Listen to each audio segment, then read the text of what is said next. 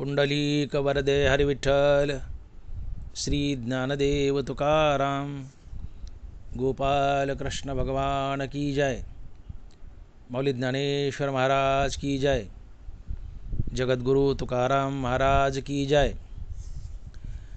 झुंजार ते एक विष्णुदास जगी, झुंजार ते एक विष्णुदास जगी, पाप पुण्य अंगी नातळे त्या।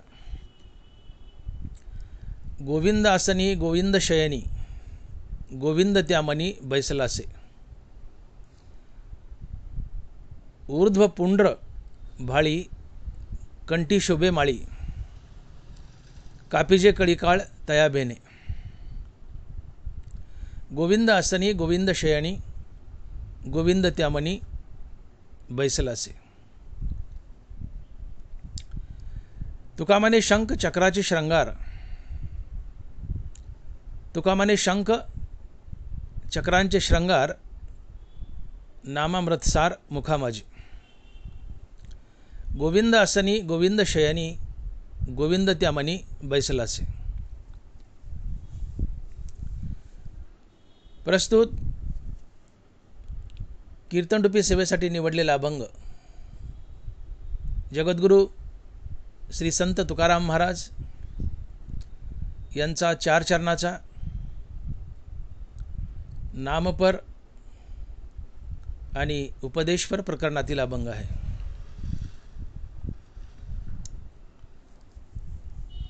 तुकोबरा या अभंगातून सांगतायत की झुंजार ते एक विष्णुदास जगी, पाप पुण्य अंगी नातळे त्या। झुंजार ते एक विष्णुदास जगी, पाप पुण्य अंगी नातळे त्या।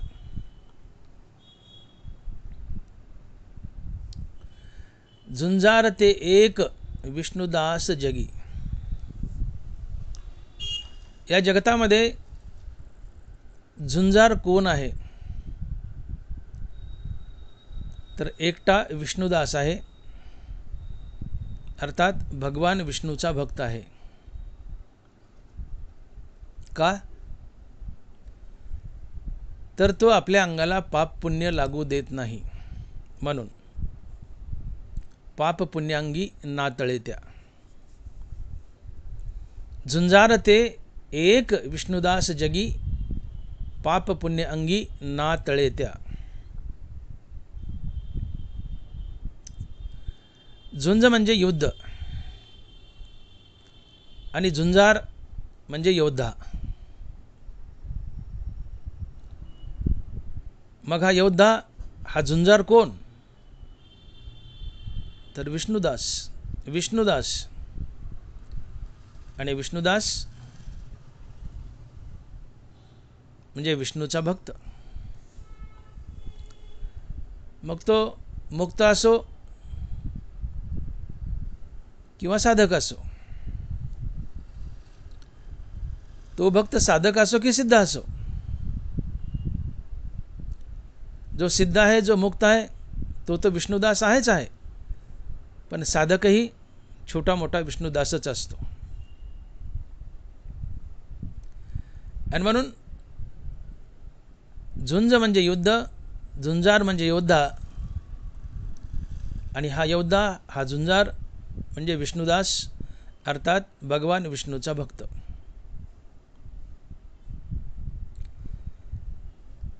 मग हा विष्णुदास कोणासोबत युद्ध करतो तर यमासोबत, यमासोबत, मृत्यूसोबत।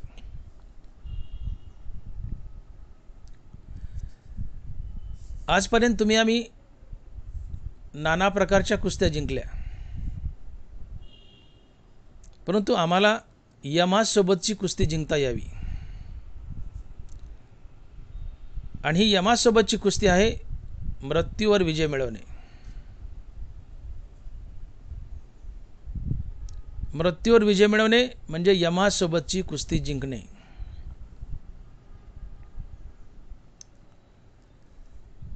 जो काळाला खातो तो संत असतो, आणि काळ ज्याला खातो तो साधारण जीव असतो।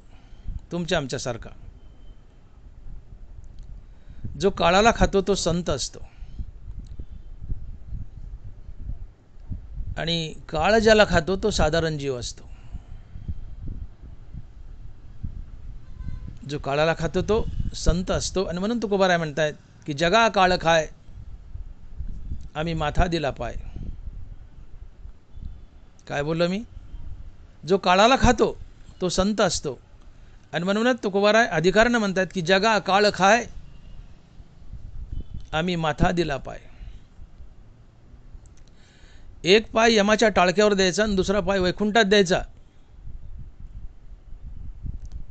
याला म्हणतात जगा काळ खाय, आम्ही माथा दिला पाय.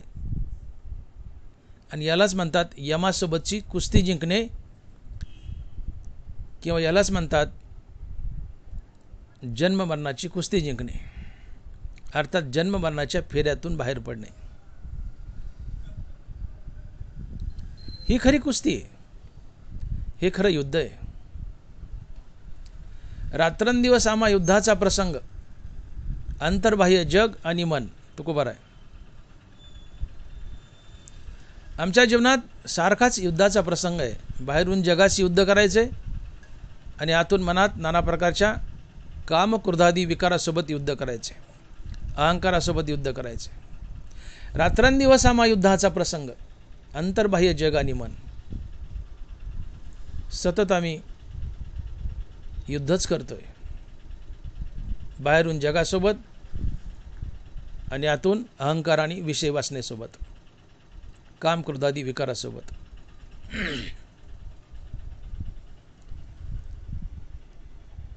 आणि मग हेच युद्ध आहे.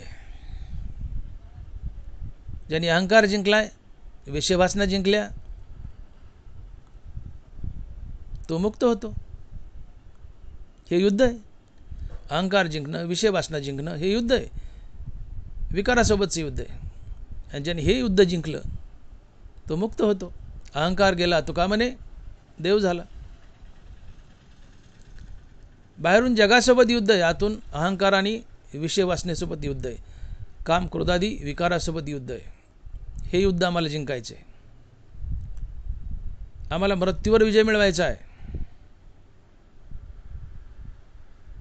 आणि जन्ममरणाच्या फेऱ्यातून बाहेर पडायचं आहे. आम्हाला यमासोबतची कुस्ती जिंकायची आणि यमासोबतची कुस्ती आहे मृत्यूवर विजय मिळवणं. आणि ज्यांनी ही यमासोबतची कुस्ती जिंकली, अर्थात ज्यांनी मृत्यूवर विजय मिळवला, त्याचं जीवन धन्य असतं, त्याचं जीवन धन्य असतं. आणि म्हणून तुम्ही आम्ही योद्धा आहोत, झुंजार आहोत. तुकोबाराय म्हणूनच म्हणतात की झुंजार ते एक विष्णुदास जगी, पाप पुण्य अंगी नातळे त्या.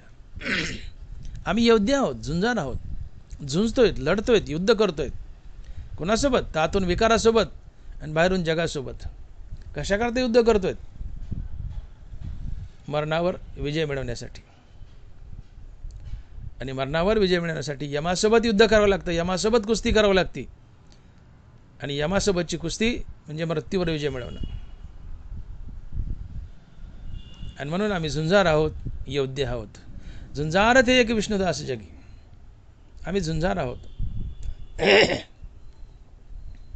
आम्हाला यमासोबतची कुस्ती जिंकायची, आम्हाला मृत्यूवर विजय मिळवायचा आहे.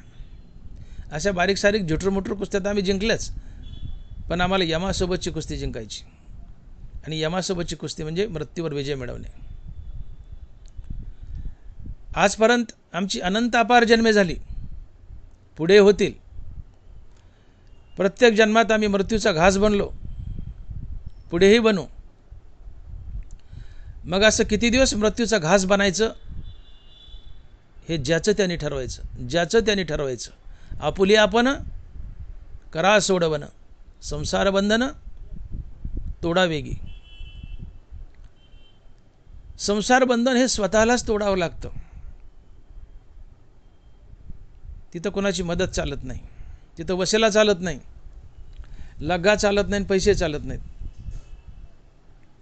तुमचं तुम्हाला सोडायचं. आपुली आपण करा सोडवन, संसार बंधन तोडावेगी. ज्ञानोबा. अनंत काळापासून आम्ही सृष्टीमध्ये फिरतोय, पुन्हा पुन्हा पुन्हा पुन्हा 84 लक्ष योनी भोगतोय. आजपर्यंत आमची अनंत अपार जन्मे झाली, पुढे होतील. प्रत्येक जन्मात आम्ही मृत्यूचा घास बनलोय, पुढेही बनू.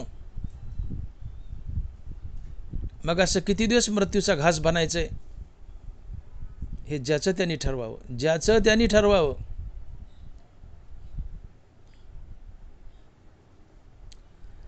शहाणा कोण असतो? तुम्ही या देहाची काळजी वाहता, जरूर व्हा, जरूर व्हा.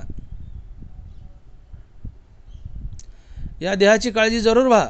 पण या देहाची काळजी वाहत असताना हा देह पडल्यावर मी कुठं असेल याची माणसानं जास्त काळजी व्हावी.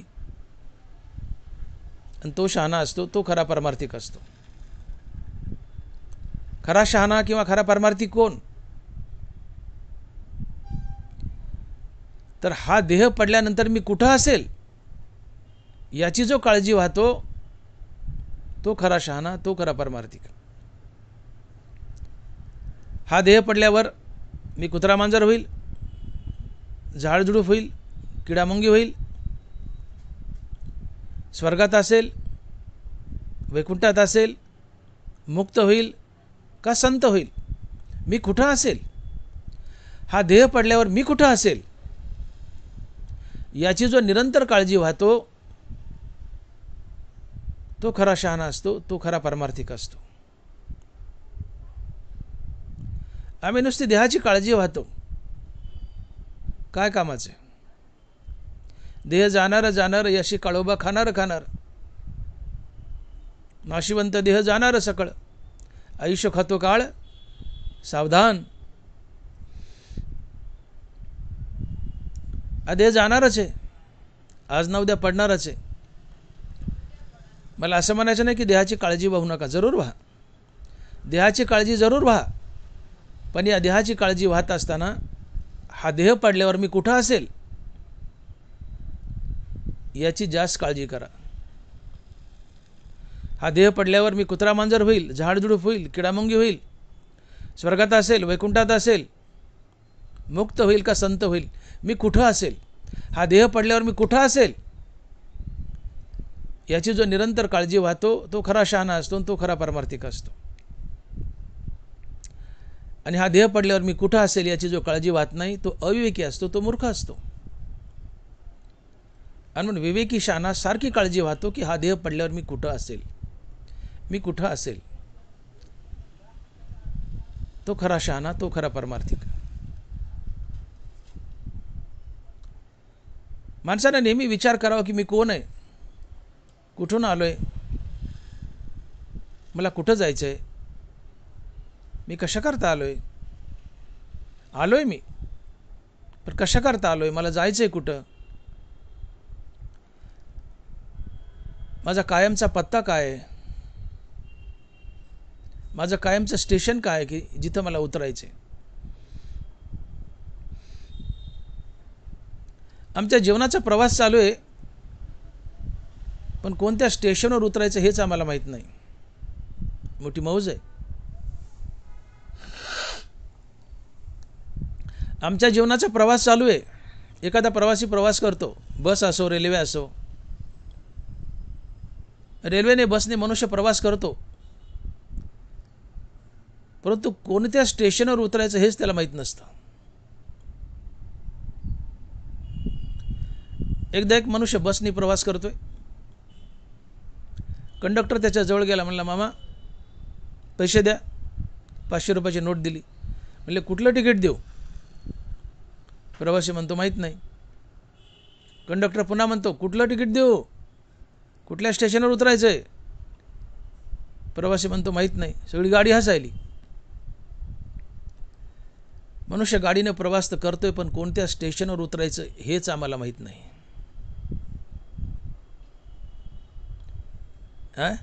मनुष्य गाडीने प्रवास करतोय, पण कोणत्या स्टेशनवर उतरायचं हे त्याला माहीत नाही. तसं आमच्या जीवनाचाही प्रवास चालू आहे. पण कोणत्या स्टेशनवर उतरायचं हेच आम्हाला माहीत नाही. आम्हाला कुठं थांबायचं आहे, कुठं उतरायचं आहे, आम्ही चाललो आहेत कुठं, आम्हाला जायचं आहे कुठं, माझं शेवटचं स्टेशन काय आहे की जिथं मला कायमचं उतरायचं आहे, माझा शेवटचा मुक्काम काय आहे की जिथं मला कायमचं मुक्कामाला जायचं आहे, हेच आम्हाला माहीत नाही. काय आमचं शेवटचं स्टेशन, काय आमचा शेवटचा मुक्काम, कुठं जायचं आहे आम्हाला, कोणत्या मुक्कामावर जायचं आहे, आमचा शेवटचा मुक्काम काय आहे.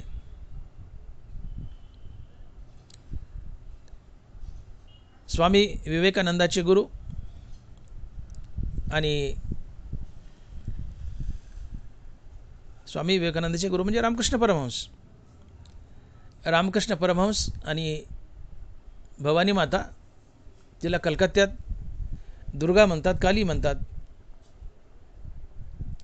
ही काली माता आणि रामकृष्ण परमहंस दररोज संध्याकाळी एका ताटात जेवायचे. मातेने मूर्तीतून बाहेर यावं आणि रामकृष्ण परमहंसाच्या ताटात जेवायला बसावं, हा नित्याचा क्रम. ही बातमी सगळ्या पश्चिम बंगाल कलकत्त्यात पोहोचली, पसरली बातमी. हे ऐकून एक धनिक शेठजी एक दिवशी रामकृष्ण परमहंसाकडे आला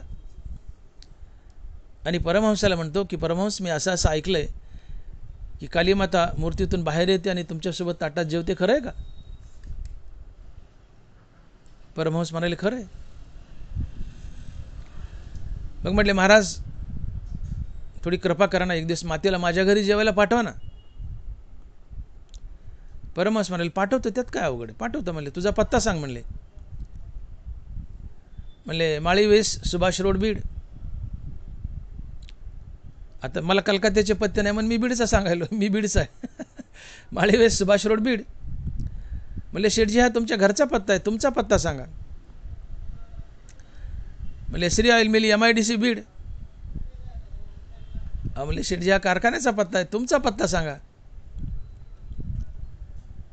म्हणले, आता माझा पत्ता कटला, यापुढे मला माझा पत्ता माहीत नाही.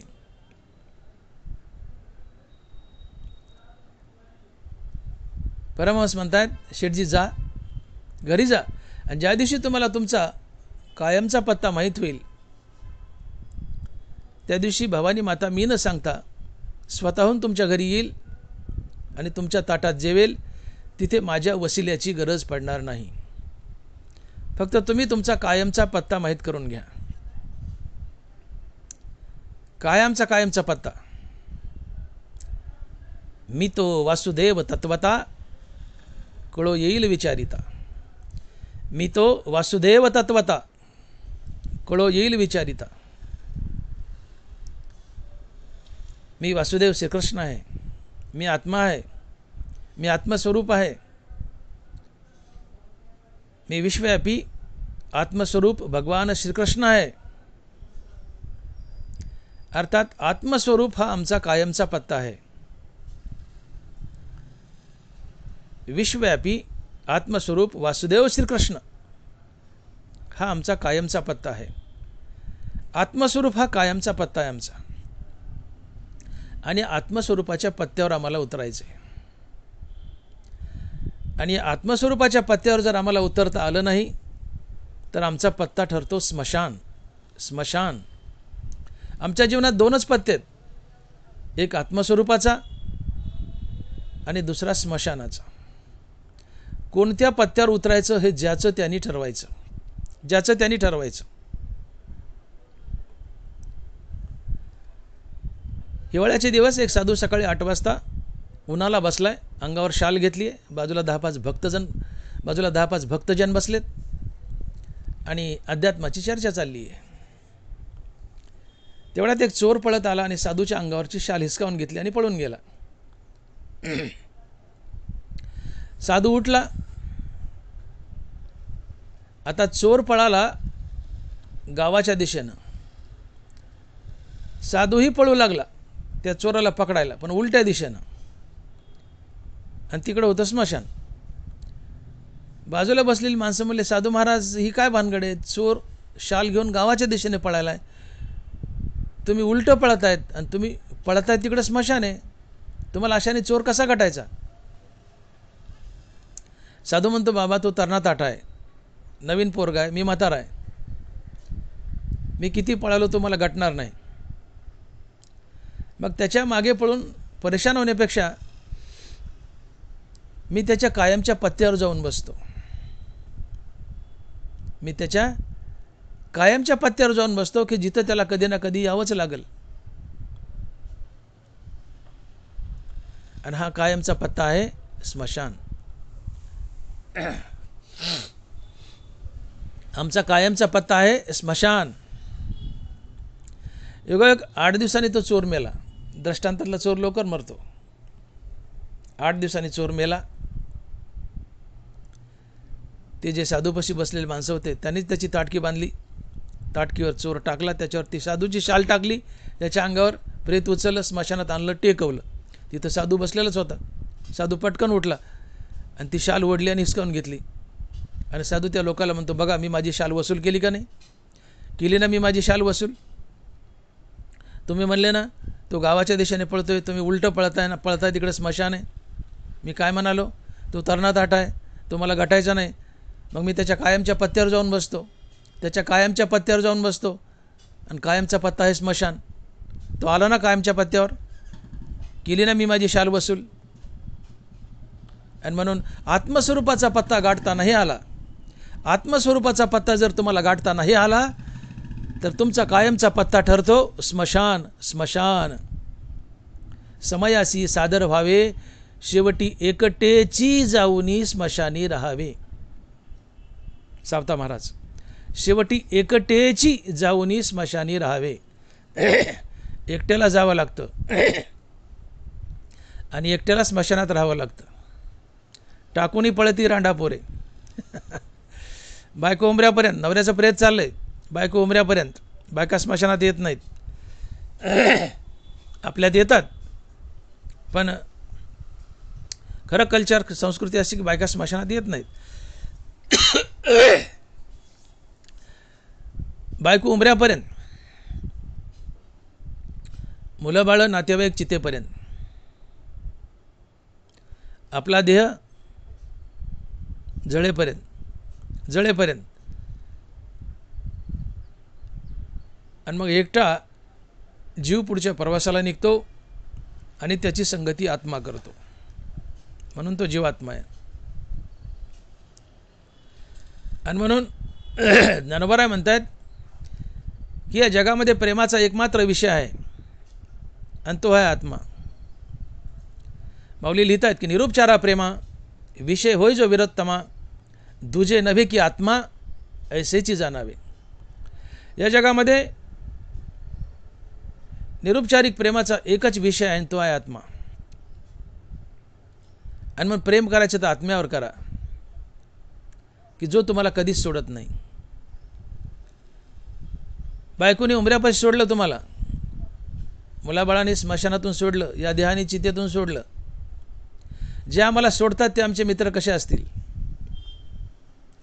टाकून पळती रांडापोरे. ते पळाले ना माघारी, कुणी उमऱ्यापासून, कुणी चितेपासून. जे आम्हाला सोडून जातात ते आमचे मित्र कसे काय? ते आमचे मित्र असू शकत नाहीत का? ते आम्हाला सोडून गेले. मग आम्हाला कधीच सोडत नाही असा एकच माणूस आहे, एकच मित्र आहे, आणि तो आहे आत्मा. आत्मा आहे पांडुरंग, तो आहे पंढरपुरात उभा. आणि म्हणून ज्याने कधीच सोडलं नाही, जो आमची कायमची संगती करतो, तो आत्मा आहे, तो पांडुरंग आहे, तो पंढरपुरात उभा आहे. आणि म्हणून प्रेमच करायचं तर आत्म्यावर करा, पांडुरंगावर करा. निरुपचारा प्रेमा विषय होय जो विरोत्तमा, दुजे नव्हे की आत्मा ऐसीची जाणावे. पांडुरंग हा आमचा खरा मित्र आहे, त्याच्यावर प्रेम करा.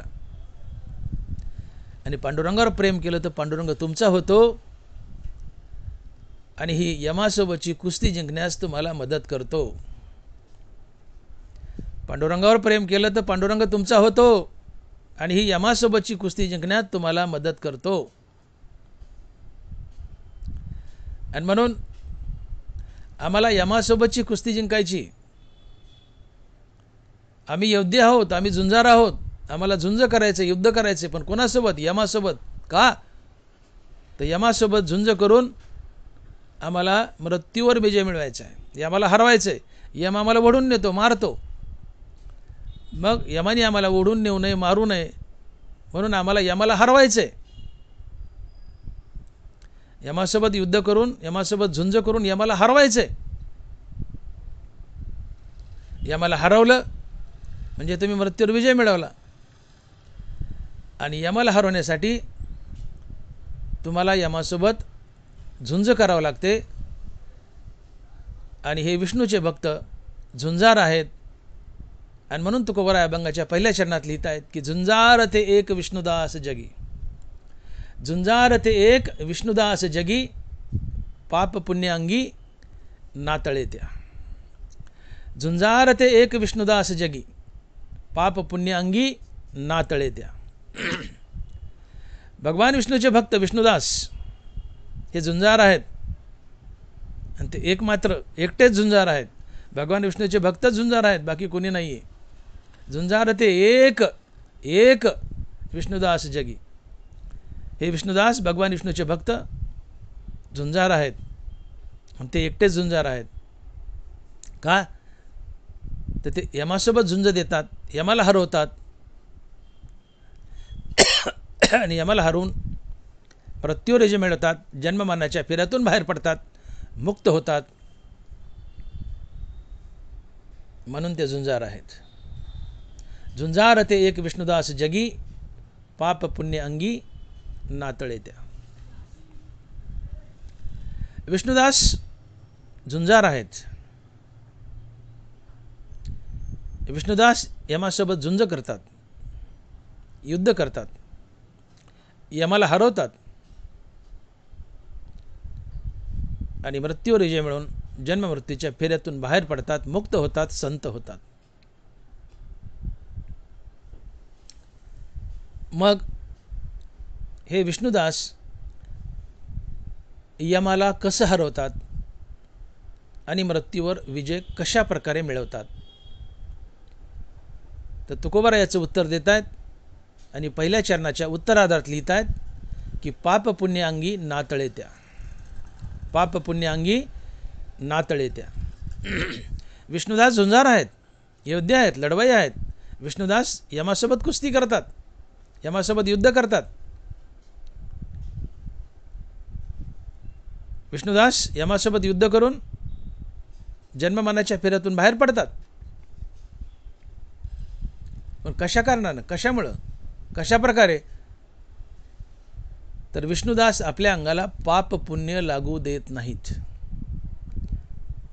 विष्णुदास आपलं जीवन पाप पुण्य रहित करतात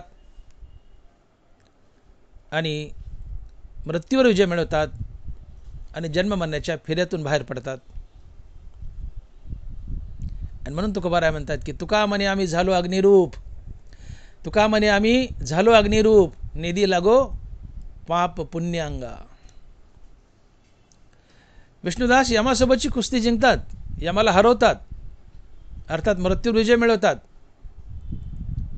पण कशा प्रकारे, तर विष्णुदास आपल्या अंगाला पाप पुण्य लागू देत नाहीत.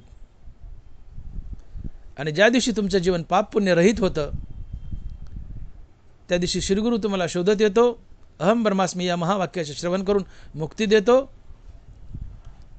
आणि तुम्ही जन्ममरणाच्या फेऱ्यातून बाहेर पडता. आणि हीच यमासोबत जिंकलेली कुस्ती असते. आणि यमासोबत कुस्ती जिंकणं हाच तुमचा झुंजारपणा आहे.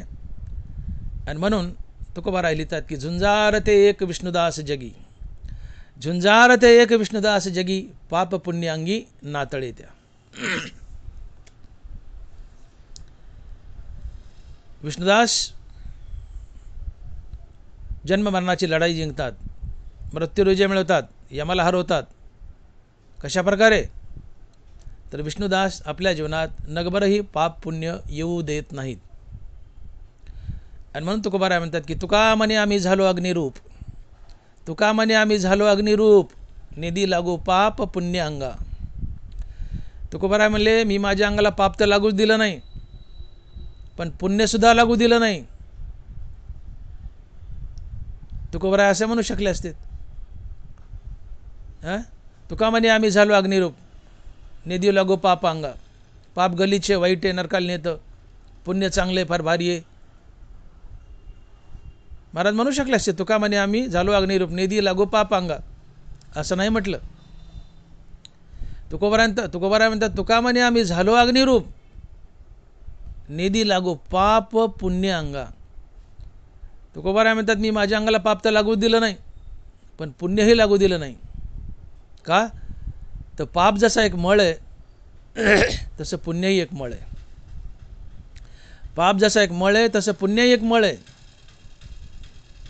पाप नरकाला नेतं, पुण्य स्वर्गाला नेतं. दोन्हीचा भोग द्यावा लागतो. भोगून झालं की पुन्हा मृत्यू लोकात येऊन किडामुंगी बनावं लागतं. तया पुण्याची पावटी सरे सवेची इंद्रपणाची उटी उतरे, येऊ लागती माघारे मृत्यू लोक. यावं लागतं.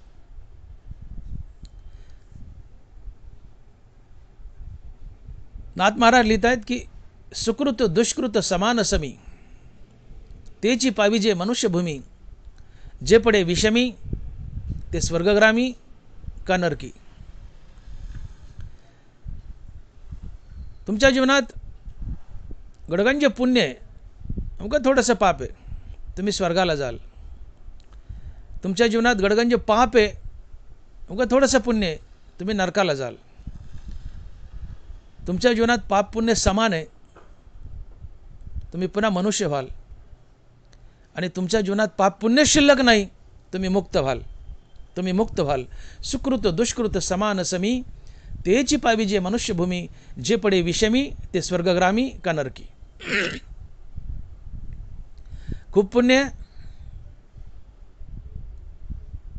स्वर्गाला जाल, खूप पुण्य स्वर्गाला जाल, खूप पापे नरकाला जाल.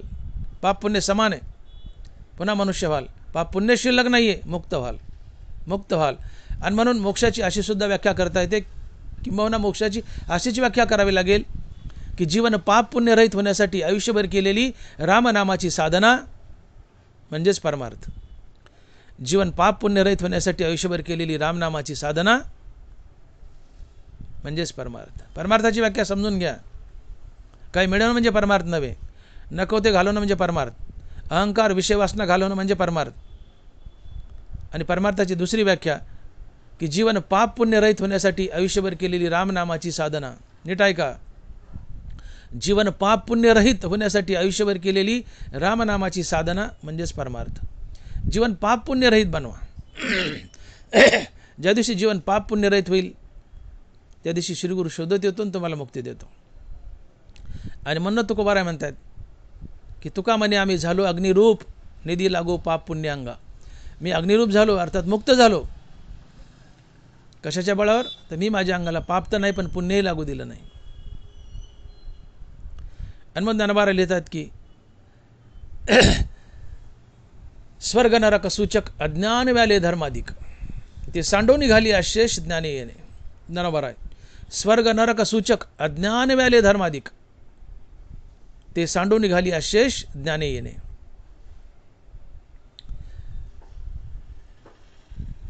हे अज्ञान स्वर्ग नरक सूचक अज्ञान व्याले धर्माधिक. अज्ञानाच्या पोटी धर्म आणि अधर्म जन्म घेतो. धर्म म्हणजे पुण्य, अधर्म म्हणजे पाप. लिंक लक्षात घ्या. अज्ञानाच्या पोटी धर्म आणि अधर्म. स्वर्ग नरक सूचक, स्वर्ग नरक सूचक अज्ञान व्याले धर्माधिक. अर्थात अज्ञानाच्या पोटी धर्म आणि अधर्म. धर्म म्हणजे पुण्य, अधर्म म्हणजे पाप. पुण्य स्वर्गाला तर पाप नरकाला नेतं. नाश दोन्हीलाही असतो, भोग दोन्हीचा द्यावा लागतो. आणि भोगून झालं की मृत्यूकात येऊन पडावं लागतं, पुन्हा किडामुंगी बनावं लागतं. तया पुण्याची पावटी सरे सवेची इंद्रपणाची उठी उतरे, आणि येऊ लागती माघारे मृत्यू लोका. एकदा प्रभू रामचंद्र भैया लक्ष्मण आणि गुरु विश्वामित्र वनात बसलेत. दुपारची वेळ एका झाडाखाली बसलेत सावलीला. तेवढ्यात गुरु विश्वामित्र हसले. मग रामचंद्र म्हणतात गुरुवर का हसले? म्हणले वत्सराम, ते चाललेले 2 मुंगळे पाहिलेस का? म्हणले हो गुरुवर. तर म्हणले त्यातला जो वरचा मुंगळा आहे तो गेल्या जन्मातला इंद्र आहे, गेल्या जन्मातला इंद्र आहे. आता प्रभू रामचंद्राला तर माहीत होतं, पण देवानी ठरवलं राम अवतारात आलो आहेत, मनुष्य रूपात आलो आहेत, मनुष्यासारखं राहायचं, आपलं देव पण दाखवायचं नाही. रामचंद्र म्हणाले ठीक आहे ठीक आहे, हो गुरुवर हो गुरुवर. विश्वामित्र म्हणतात तो वरचा जो मुंगळा आहे ना, खालच्याच्या पाठीवर वर बसलाय, तो गेल्या जन्मातला इंद्र आहे. याला म्हणायचं येऊ लागा ती माघारे मृत्यू लोक. दया पुण्याची पावटी सरे, सवेची इंद्रपणाची उटी उतरे, आणि येऊ लागा ती माघारे मृत्यू लोका. स्वर्गात असताना बसायला ऐरावत लागत होता, ती सवय मोडली नाही. जित्याची खोड मेल्यान जात नाही. तो इंद्र आता मुंगळा झालाय, मृत्यूलोकात आलाय, पदच्युत झालाय, मुंगळा बनलाय, पण तरी बसायला मुंगळा का होत नाही, पण ऐरावत लागतो. दुसऱ्या मुंगळ्याच्या पाठीवर बसलाय. वर बसलेला मुंगळा गेल्या जन्मातला इंद्र आहे. याला म्हणतात येऊ लागती माघारे मृत्यू लोक. पुण्याच्या बळावर स्वर्गात गेले, पुण्य भोगले, पुण्य क्षीण झालं, पुण्य संपलं की पदच्युत व्हावं लागतं, मृत्यू लोकात यावं लागतं, पुन्हा किडामुंगी बनावं लागतं. म्हणून पाप तर करूच नका, पण पुण्याचाही संचय पदरी करू नका. पाप जसं एक मळ आहे तसं पुण्य एक मळ आहे. पाप नरकाला नेतं तर पुण्य स्वर्गाला नेतं. भोग दोन्हीचा द्यावा लागतो. भोगून झाल्या मृत्यू लोकात येऊन पडावं लागतं, किडामुंगी व्हावं लागतं. तुम्ही स्वर्गाला जाऊन इंद्र जर झाले तर पुण्य भोगून झाल्या यावंच लागतं खाली, पुन्हा मंगळा बनावं लागतं. काय उपयोग झाला? पुण्य पदरी साठवलं ना तुम्ही, काय झालं? शेवटी कधी ना कधी मुंगळा बनले, 84 लक्ष योनीमध्ये अडकले. येऊ लागती माघारी मृत्यू लोका. म्हणून पाप तर करूच नका, पण पुण्यसुद्धा आपल्या पदरी साठवून ठेवू नका. पुण्यही संसार बंधनात बांधतं. मग तुम्ही म्हणाला मी पुण्य करूच नाही का? टोपल्यानं करा, पोत्यानं करा, गडगंज पुण्य करा, पण पदरी साठवून ठेवू नका. ते भगवंताला अर्पण करा. आपलं प्रत्येक कर्म ईश्वरार्पण बुद्धीनं करा. आपलं प्रत्येक कर्म देवाची पूजा म्हणून करा. ते कर्म देवाला अर्पण होतं. ते कर्म देवाला अर्पण होतं. नाथमहाराज सांगतायत की मी कर्म करता येथे सांडोनिया निज चित्ते, भगवत रूप भाविता भूते, ब्रह्मांड तेथे होय कर्म. वो नीट ऐका. मी कर्म करता येथे सांडोनिया निज चित्ते, भगवत रूप भाविता भूते, ब्रह्मार्पण तेथे होय कर्म. तुम्ही ज्याच्यासाठी कर्म करता त्याला देव समजा, आणि या कर्माचा करता मी आहे हा असा अभिमान घेऊ नका. फळाची आशा ठेवू नका. ते कर्म भगवंताला अर्पण होतं. हे कर्म मी करतोय आणि याचं फळ मला मिळावं ही भावना ठेवू नका. आणि ज्याच्यासाठी कर्म करता त्याला देव समजा. त्या कर्माचं फळ पुण्य भगवंताला अर्पण होतं. ते तुम्हाला संसारात बांधत नाही. आणि म्हणून नाथमहाराज लिहितात की मी कर्म करता येते सांडोनिया निज चित्ते, भगवत रूप भाविता भूते, ब्रह्मार्पण तेथे होय कर्म. ज्याच्यासाठी कर्म करता त्याला देव समजा, आणि हे कर्म मी करतोय आणि याचं फळ मला मिळावं ही भावना ठेवू नका. तुम्ही केलेल्या कर्माचं फळ देवाला जाईल. अशा पद्धतीने कर्म करा. ईश्वरार्पण बुद्धीने कर्म करा. फलत्यागयुक्त कर्म करा. कर्माचं फळ देवाला अर्पण करा. तुम्ही मुक्त व्हाल. पण हेच पुण्य पदरी साठवलं तर ते भोगावंच लागतं. आगा कर्मे जे वरावे ते तीही सुखदुःखी फळावे, आणि तया ते भोगावया यावे देहाय का. तुमच्या जीवनात नगभरे पुण्य पाप शिल्लक असेल तर तो भोगण्यासाठी पुन्हा पुन्हा जन्म धरावे लागतात. आगा कर्मे जे वरावे. कर्म म्हणजे पाप पुण्य. कर्मातून निर्माण होतं ते पाप पुण्य. पाप पुण्य हे कर्माचं फळ असतं. आणि म्हणून कर्मरूपात अर्थात पाप पुण्य रूपात हे पाप पुण्य शिल्लक असेल तर ते भोगण्यासाठी पुन्हा पुन्हा जन्म धरावे लागतात. म्हणून पाप तर करूच नका, पण केलेलं पुण्य देवाला अर्पण करा. जीवन पाप पुण्य रहित होईल. तुम्ही मुक्त व्हाल. आणि म्हणून तुकोबाराय म्हणतात की तुका म्हणे आम्ही झालो अग्निरूप, निधी लागो पाप पुण्य अंगा. तुकोबाराय म्हणतात मी माझ्या अंगाला पाप तर लागूच दिलं नाही, पण पुण्यही लागू दिलं नाही. का? पाप नरकाला नेतं, पुण्य स्वर्गाला नेतं. भोग दोन्हीचा द्यावा लागतो. शेवट दोन्हीला आहे. भोगून झालं की किडामुंगी बनावं लागतं, मृत्यू लोकात येऊन पडावं लागतं, मुंगळा बनावं लागतं. म्हणून मी माझ्या अंगाला पापही लागू दिलं नाही आणि पुण्यही लागू दिलं नाही. तुका म्हणे आम्ही झालो अग्निरूप, निधी लागो पाप पुण्य अंग. पाप तर करूच नका, पण पुण्य अंगाला लागू देऊ नका, पदरी साठवू नका. गडगंज पुण्य करा, पण भगवंताला अर्पण करा. भगवंताकडे डिपॉझिट करा. भगवंताकडे लॉकरमध्ये ठेवा. तुमचं पुण्य व्हायला जात नाही. तुम्ही भगवंताला अर्पण केलं म्हणजे भगवंता ऋण असते. ते तुमच्या सत्कर्माचं भगवंता ऋण असतं. दिवाळखोर नारायण यावरी बहुताचे ऋण. तुम्ही मुखानं निरंतर रामनाम घेताय, पुण्यचे. रामनामानं पुण्य उत्पन्न होतं. हे देवाला दिलं तुम्ही, देवावर ऋण झालं. देव हा आपली बँक आहे. आपण केलेलं पुण्य देवाला अर्पण करा.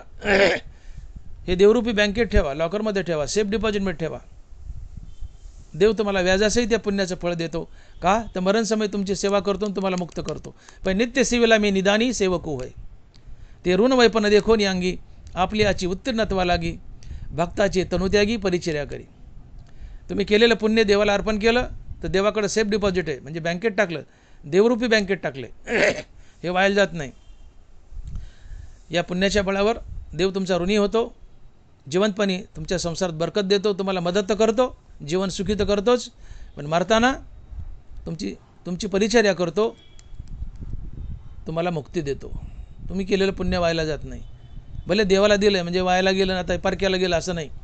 ते सेफ डिपॉझिट आहे, बँकेत पडले, देवरूपी बँकेत पडले. देव त्याची परतफेड करतो. कशी? संसारात बरकत देतो, सुखी ठेवतो आणि शेवटी मुक्तही करतो, बऱ्याच समय सेवा करतो.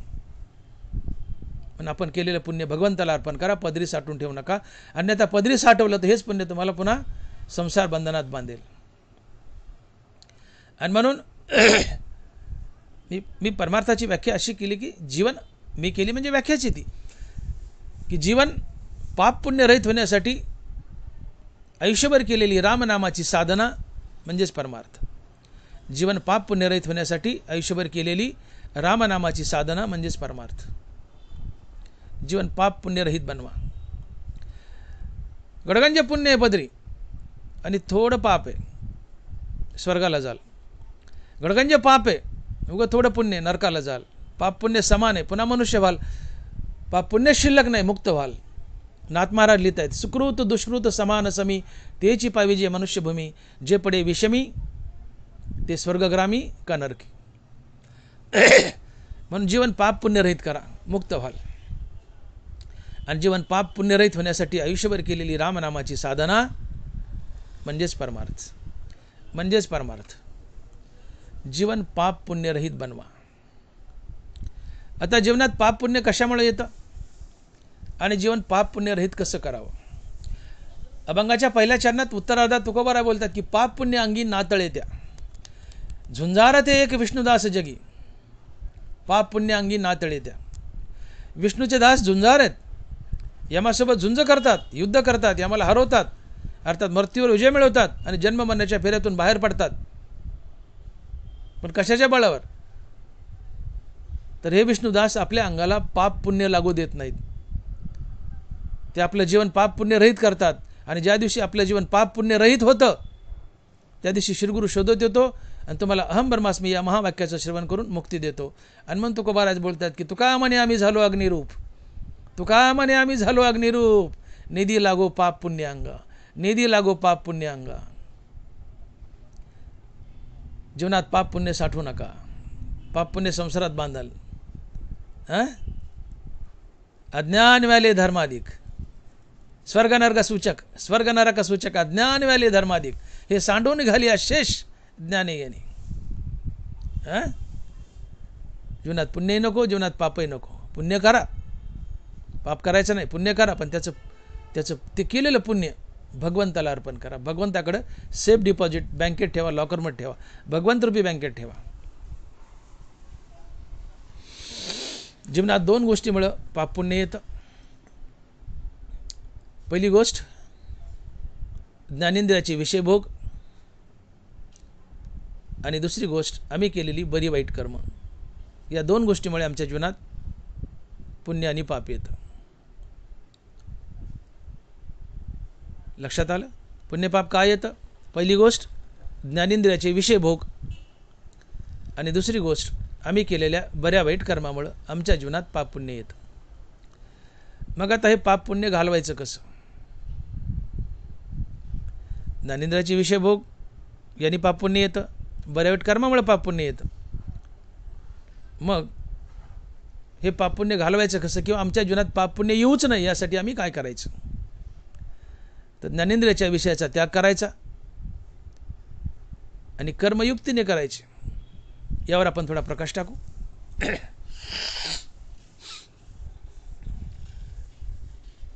ज्ञानेंद्रियाच्या विषय भोगाचा त्याग करा, जीवनात पाप पुण्य येणार नाही. एकूण 5 ज्ञानेंद्रिय आहेत. कान, नाक, डोळा, जीभ आणि त्वचा. प्रत्येक ज्ञानेंद्रियाचा आपापला एक स्वतंत्र विषय.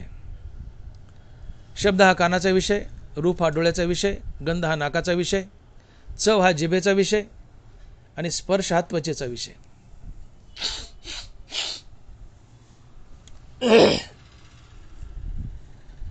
वेळ अपुरा आहे, आपला वेळ संपत येऊ लागला आहे. उदाहरण म्हणून मी कान या ज्ञानेंद्रियाचा विषय सांगतो आणि आपण पुढे चालू.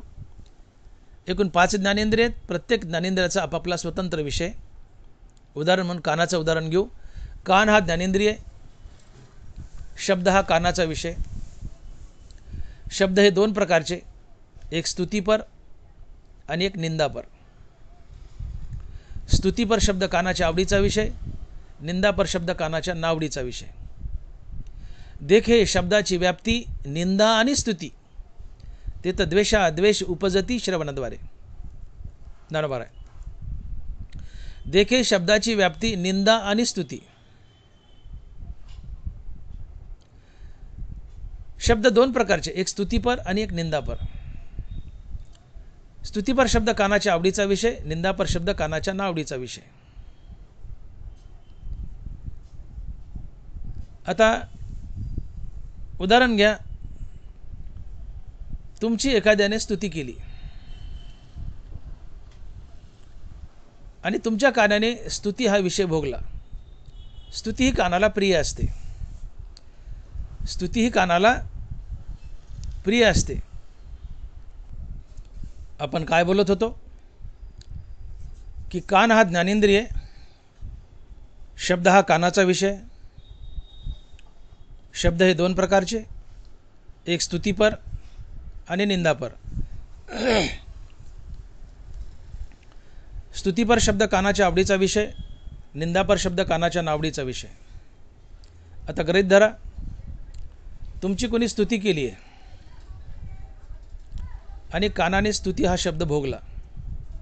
कानाने स्तुतिपर शब्द भोगला. स्तुती माणसाला किती प्रिय आहे? स्तुती माणसाला इतकी प्रिय आहे की स्तुती ऐकण्यासाठी मेलेला मनुष्य उठून बसतो, स्तुती ऐकतो आणि पुन्हा मरतो. इतकी स्तुती माणसाला प्रिय आहे. तुमची कोणी स्तुती केली आहे, तुम्हाला गोड गोड बोलले, छान छान बोलले, तुमची स्तुती केली आहे आणि तुमच्या कानानं स्तुतीपर शब्द भोगला आहे, तर ज्यानं तुमची स्तुती केली तात्काळ त्या स्तुती करणाऱ्या माणसाबद्दल तुमच्या मनात राग अर्थात प्रीती प्रेम निर्माण होतं. रागद्वेष. तर राग म्हणजे प्रेम, प्रीती. तो भांडणातला राग नाही, राग म्हणजे प्रेम. ज्याने तुमची स्तुती केली त्या स्तुती करणाऱ्याबद्दल तुमच्या मनात राग अर्थात प्रीती प्रेम निर्माण होतं. तुम्ही त्या व्यक्तीबरोबर सदवर्तन करता आणि सदवर्तनातून पुण्याचा जन्म होतो. पुण्य तुम्हाला भोगूनच पार पाडावं लागतं. आता तुमची कोणी निंदा केली, घाण घाण बोललं, वाईट वाईट बोललं, शिव्या दिल्यात, खूप घाण बोलले, तुमची निंदा केली. आत अहंकार हृदयात सुप्त अवस्थेत दडलेला असतो. तो अहंकार आतून ढुसणी मारतो, आतून बुक्की मारतो आणि म्हणतो बघ तुला तो घाण बोलला, तुझी त्याने निंदा केली, बघ. अहंकारातून ढुसणी मारतो आणि हा निंदापर शब्द तुम्हाला भोगायला लावतो. तुमचे कान निंदापर शब्द भोगतात आणि कानाने निंदापर शब्द भोगला की ज्याने निंदा केली तात्काळ त्या व्यक्तीबद्दल तुमच्या मनात द्वेष निर्माण होतो. द्वेषातून क्रोध निर्माण होतो. क्रोधातून सारासार विचार नाहीसा होतो. त्यातून बुद्धिभ्रष्ट होते आणि बुद्धिभ्रष्ट झाली की तुम्ही त्या व्यक्तीबरोबर गलिच्छ वर्तन करता, त्याला शिवीगाळ करता, हाणामारी करता आणि या गलिच्छ वर्तनातून पापाचा जन्म होतो. आणि पुण्य आणि पाप म्हटलं की ते भोगूनच पार पाडावं लागतं, भोगूनच पार पाडावं लागतं. आगा कर्मे जे उरावे तर तीही सुखदुःखी फळावे आणि तया ते भोगावया यावे देहायका. तुमच्या जीवनात थोडे पाप पुण्य शिल्लक असेल तर ते भोगण्यासाठी तुम्हाला पुन्हा पुन्हा जन्म धरावे लागतात. कारण पाप पुण्य जीवनात शिल्लक असेल ते भोगूनच पार पाडावं लागतं. मग मला सांगा, आता इथं तुम्हाला संसार बंधनात बांधलं, कुणी बांधलं? पुण्यपापानं. पुण्यपाप कशामुळं? रागद्वेषामुळं. रागद्वेष कशामुळं? ज्ञानेंद्रियाच्या विषयभोगामुळं. ज्ञानेंद्रियाचे विषयभोग कशामुळं? अहंकारामुळं. सर्वाच्या मुळाशी अहंकार दडलाय. या अहंकारानं तुम्हाला विषय भोगायला लावलेत. अहंकारामुळे ज्ञानेंद्रियाचे विषयभोग, विषयभोगातून रागद्वेष, रागद्वेषातून पुण्यपाप, पुण्यपापातून संसार बंधन. तुम्हाला संसारात बांधलं कोणी? पुण्य आणि पाप, पुण्य आणि पाप. आणि म्हणून परमार्थ करत असताना आपल्या जीवनात पाप तर येऊच देऊ नका, पण पुण्यही येऊ देऊ नका. आपण केलेलं पुण्य भगवंताला अर्पण करा. जीवन पाप पुण्यरहित करा, तुम्ही मुक्त व्हाल. आणि म्हणून तुकोबारा लिहित आहेत की झुंजारते एक विष्णुदास जगी, पाप पुण्य अंगी नातळे त्या. पाप पुण्य अंगी नातळे त्या. विष्णुदास झुंजार आहेत. विष्णुदास यमासोबत झुंज देतात, मृत्यूवर विजय मिळवतात, मुक्त होतात. पण कशा प्रकारे? तर विष्णुदास आपल्या जीवनात पाप पुण्य येऊ देत नाहीत. ते आपलं जीवन पाप पुण्यरहित बनवतात. आणि ज्या दिवशी जीवन पाप पुण्यरहित होतं त्या दिवशी तुम्हाला श्रीगुरु मुक्ती देतो. म्हणून जीवन पाप पुण्यरहित बनवा. पाप पुण्य तुम्हाला पुन्हा पुन्हा संसार बंधनात बांधतं. पाप तर करूच नका, पण केलेलं पुण्य भगवंताला अर्पण करा. जीवन पाप पुण्यरहित बनवा. आणि म्हणून ज्ञानेंद्रियाचे विषय भोगू नका. ज्ञानेंद्रियाच्या विषय भोगातून पाप पुण्याची निर्मिती आणि पाप पुण्यातून संसार बंधन. भगवंतही बोलतात गीतेच्या 2ऱ्या अध्यायात, ध्यायतो विषयान पुसा संगस्तेषु जायते, संगात संजयाते कामा, कामात क्रोधोबी जायते, क्रोधात भवती सम्मोहा, सम्मोहात स्मृतिविभ्रम, स्मृतिभंशात बुद्धिनाशो, बुद्धिनाशात प्रणश्यती. ज्ञानेंद्रियाच्या विषयाचा त्याग करा. जीवनात पाप पुण्य 2 गोष्टीमुळे येतं. एक ज्ञानेंद्रियाचे विषय भोग आणि आम्ही केलेली बरी वाईट कर्म. ज्ञानेंद्रियाचे विषय भोगू नका, जीवनात पाप पुण्य येणार नाही, संसार बंधन टळेल.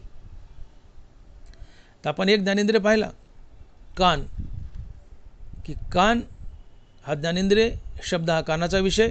शब्द 2 प्रकारचे, एक स्तुतीपर, निंदापर. आणि शब्द जर भोगले तर जीवनात पाप पुण्याची निर्मिती कशी होते आणि पाप पुण्य आम्हाला संसारात कसं बांधतं. तसंच नाकाचं आहे, डोळ्याचं आहे, जिभेचं आहे, त्वचेचं आहे. वेळ अपुरा आहे, शॉर्ट 1-1 मिनिटात सांगतो आणि पुढे चालतो. डोळा घ्या. रूप हा डोळ्याचा विषय. व्यासूर आणि सुरेख रूपाचे स्वरूप देख, जे उपजवी सुखदुःख नेत्रद्वारे. रूप हा डोळ्याचा विषय. रूप 2 प्रकारचे, एक व्यासूर आणि एक सुरेख.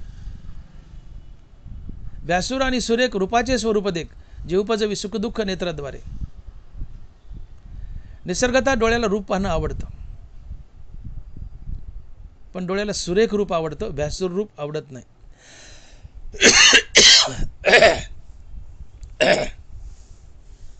डोळ्याला सुरेख रूप आवडतं, व्यासूर रूप आवडत नाही.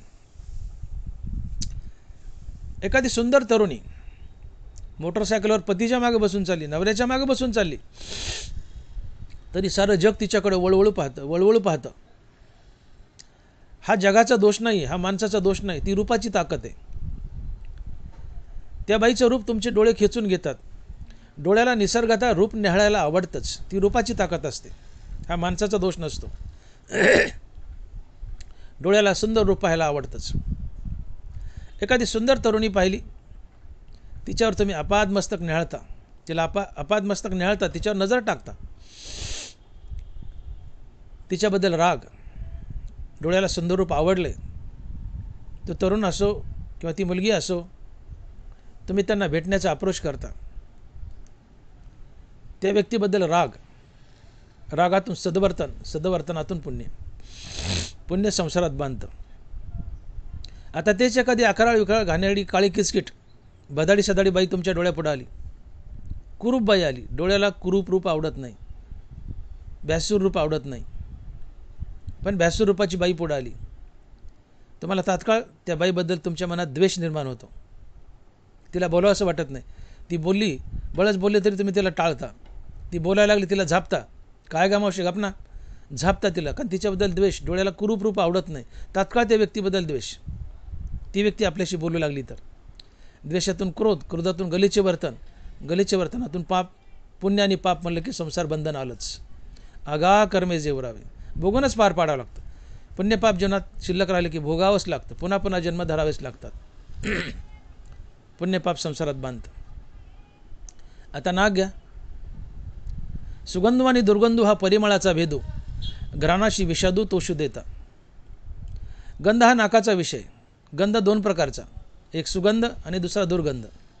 सुगंध नाकाला आवडतो, दुर्गंध नाकाला आवडत नाही. सुगंधू आणि दुर्गंधू हा परिमळाचा भेदू, घ्राणाशी विषादू तोषू देता. ज्ञानोबा आहे. सुगंध नाकाला आवडतो, दुर्गंध नाकाला आवडत नाही. तुमच्या उजव्या हाताला एक माणूस बसलाय, डाव्या हाताला एक माणूस बसलाय.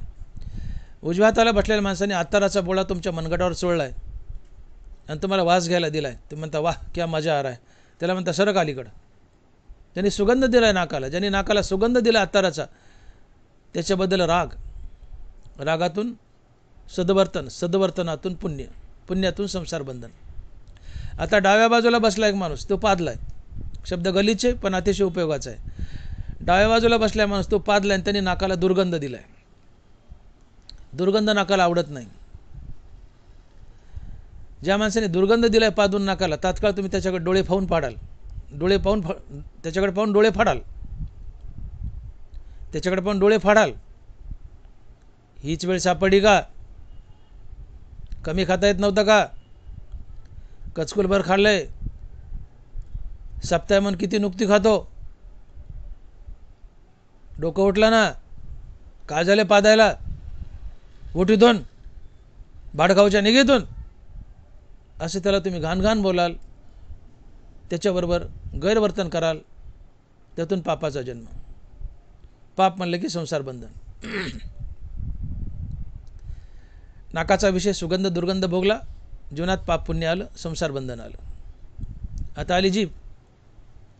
तैसाची दिविविध रसू, तैसाची दिविविध रसू, उपजवी प्रीती आणि त्रासू. म्हणून हा अपभ्रंशू विषय सांगू. रस दोन प्रकारचे, तसे 6 आहेत, कटुअम्ल लवण, पण 2 धरा. एक गोड आणि एक कडू रस. गोड रस जिभेच्या आवडीचा विषय, कडू रस जिभेच्या नावडीचा विषय. जिभेला गोड आवडतं. एखाद्या माणसाच्या घरी जेवायला गेला तर अतिशय सुंदर रुचकर गोड जेवण दिलंय. त्या जेवण देणाऱ्या माणसाबद्दल तुमच्या मनात राग, रागातून प्रीती प्रेम, त्यातून सद्वर्तन, सद्वर्तनातून पुण्य. पण जेवायला नेले ना अतिशय घाणेरडं, अतिशय घाणेरडं जेवण दिलंय. अतिशय घाणेरडं, अतिशय तिखट, अतिशय खारट, अतिशय आंबट, अतिशय घाणेरडं जेवण आहे. तोंडात घास घाला होता ना. तुम्हाला त्या जेवण देणाऱ्या माणसाबद्दल द्वेष, तुम्ही त्याच्या नागडोळे मोडाल. द्वेष, द्वेषातून क्रोध,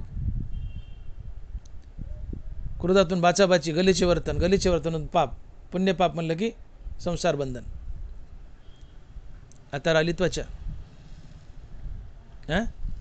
मृदवानी कठीण स्पर्शाचे 2 गुण. मृदवानी कठीण स्पर्शाचे 2 गुण, वपूचे निसंगे कारण संतोष खेदा. त्वचा हा ज्ञानेंद्रिय, स्पर्श हा त्वचेचा विषय. स्पर्श 2 प्रकारचे, एक मृदू आणि दुसरा कठीण. मृदू शब्द त्वचेच्या आवडीचा, मृदू स्पर्श त्वचेच्या आवडीचा विषय, कठीण स्पर्श त्वचेच्या नावडीचा विषय. मृदू स्पर्श त्वचेच्या आवडीचा विषय आणि कठीण स्पर्श त्वचेच्या नावडीचा विषय. आई आहे, पत्नी आहे, कुणी असो, तुमच्या पाठीवर हात फिरवलाय, मृदू हात फिरवलाय, प्रेमळ हात फिरवलाय, प्रेमाने हात फिरवलाय, तुम्हाला गोड वाटतं. ज्याने प्रेमाने हात फिरवलाय, मृदू स्पर्श दिलाय त्वचेला, त्याच्याबद्दल राग, रागातून प्रीती प्रेम, राग म्हणजेच प्रीती प्रेम, रागातून प्रीती प्रेम, त्यातून सद्वर्तन, सद्वर्तनातून पुण्याचा जन्म. पुण्य म्हणलं की संसार बंधन. आता तीच आई आहे, तीच आई आहे, त्या पोराला लाकडाने हाणले, काठीने हाणले, चपलाने हाणले, बदाडले. पण आई जरी असली तर त्वचेला कठीण स्पर्श आवडत नाही. तात्काळ त्या मुलाला आईबद्दल द्वेषातून क्रोध, क्रोधातून गलिच्छ वर्तन, आईची मुलाची बाचाबाची, गैरवर्तन, पापाचा जन्म. पुण्य आणि पाप म्हणलं की संसार बंधन आलंच. मृदू आणि कठीण स्पर्शाचे 2 गुण, चेत वपुचेने संगे कारण संतोष खेदा. ज्ञानोबराय. त्वचेला मृदू स्पर्श आवडतो, कठीण स्पर्श आवडत नाही. मृदू स्पर्शातून राग, रागातून प्रीतिप्रेम, सद्वर्तन, पुण्य. कठीण स्पर्शातून द्वेष, त्यातून क्रोध, क्रोधातून गलिच्छ वर्तन, त्यातून पाप, पापातून संसार बंधन. पुण्य आणि पाप म्हणलं की संसार बंधन आलंच. आगा कर्मे जे उरावे तर ती सुखदुःखी फळावे आणि तया ते भोगावाया यावे देहा एका.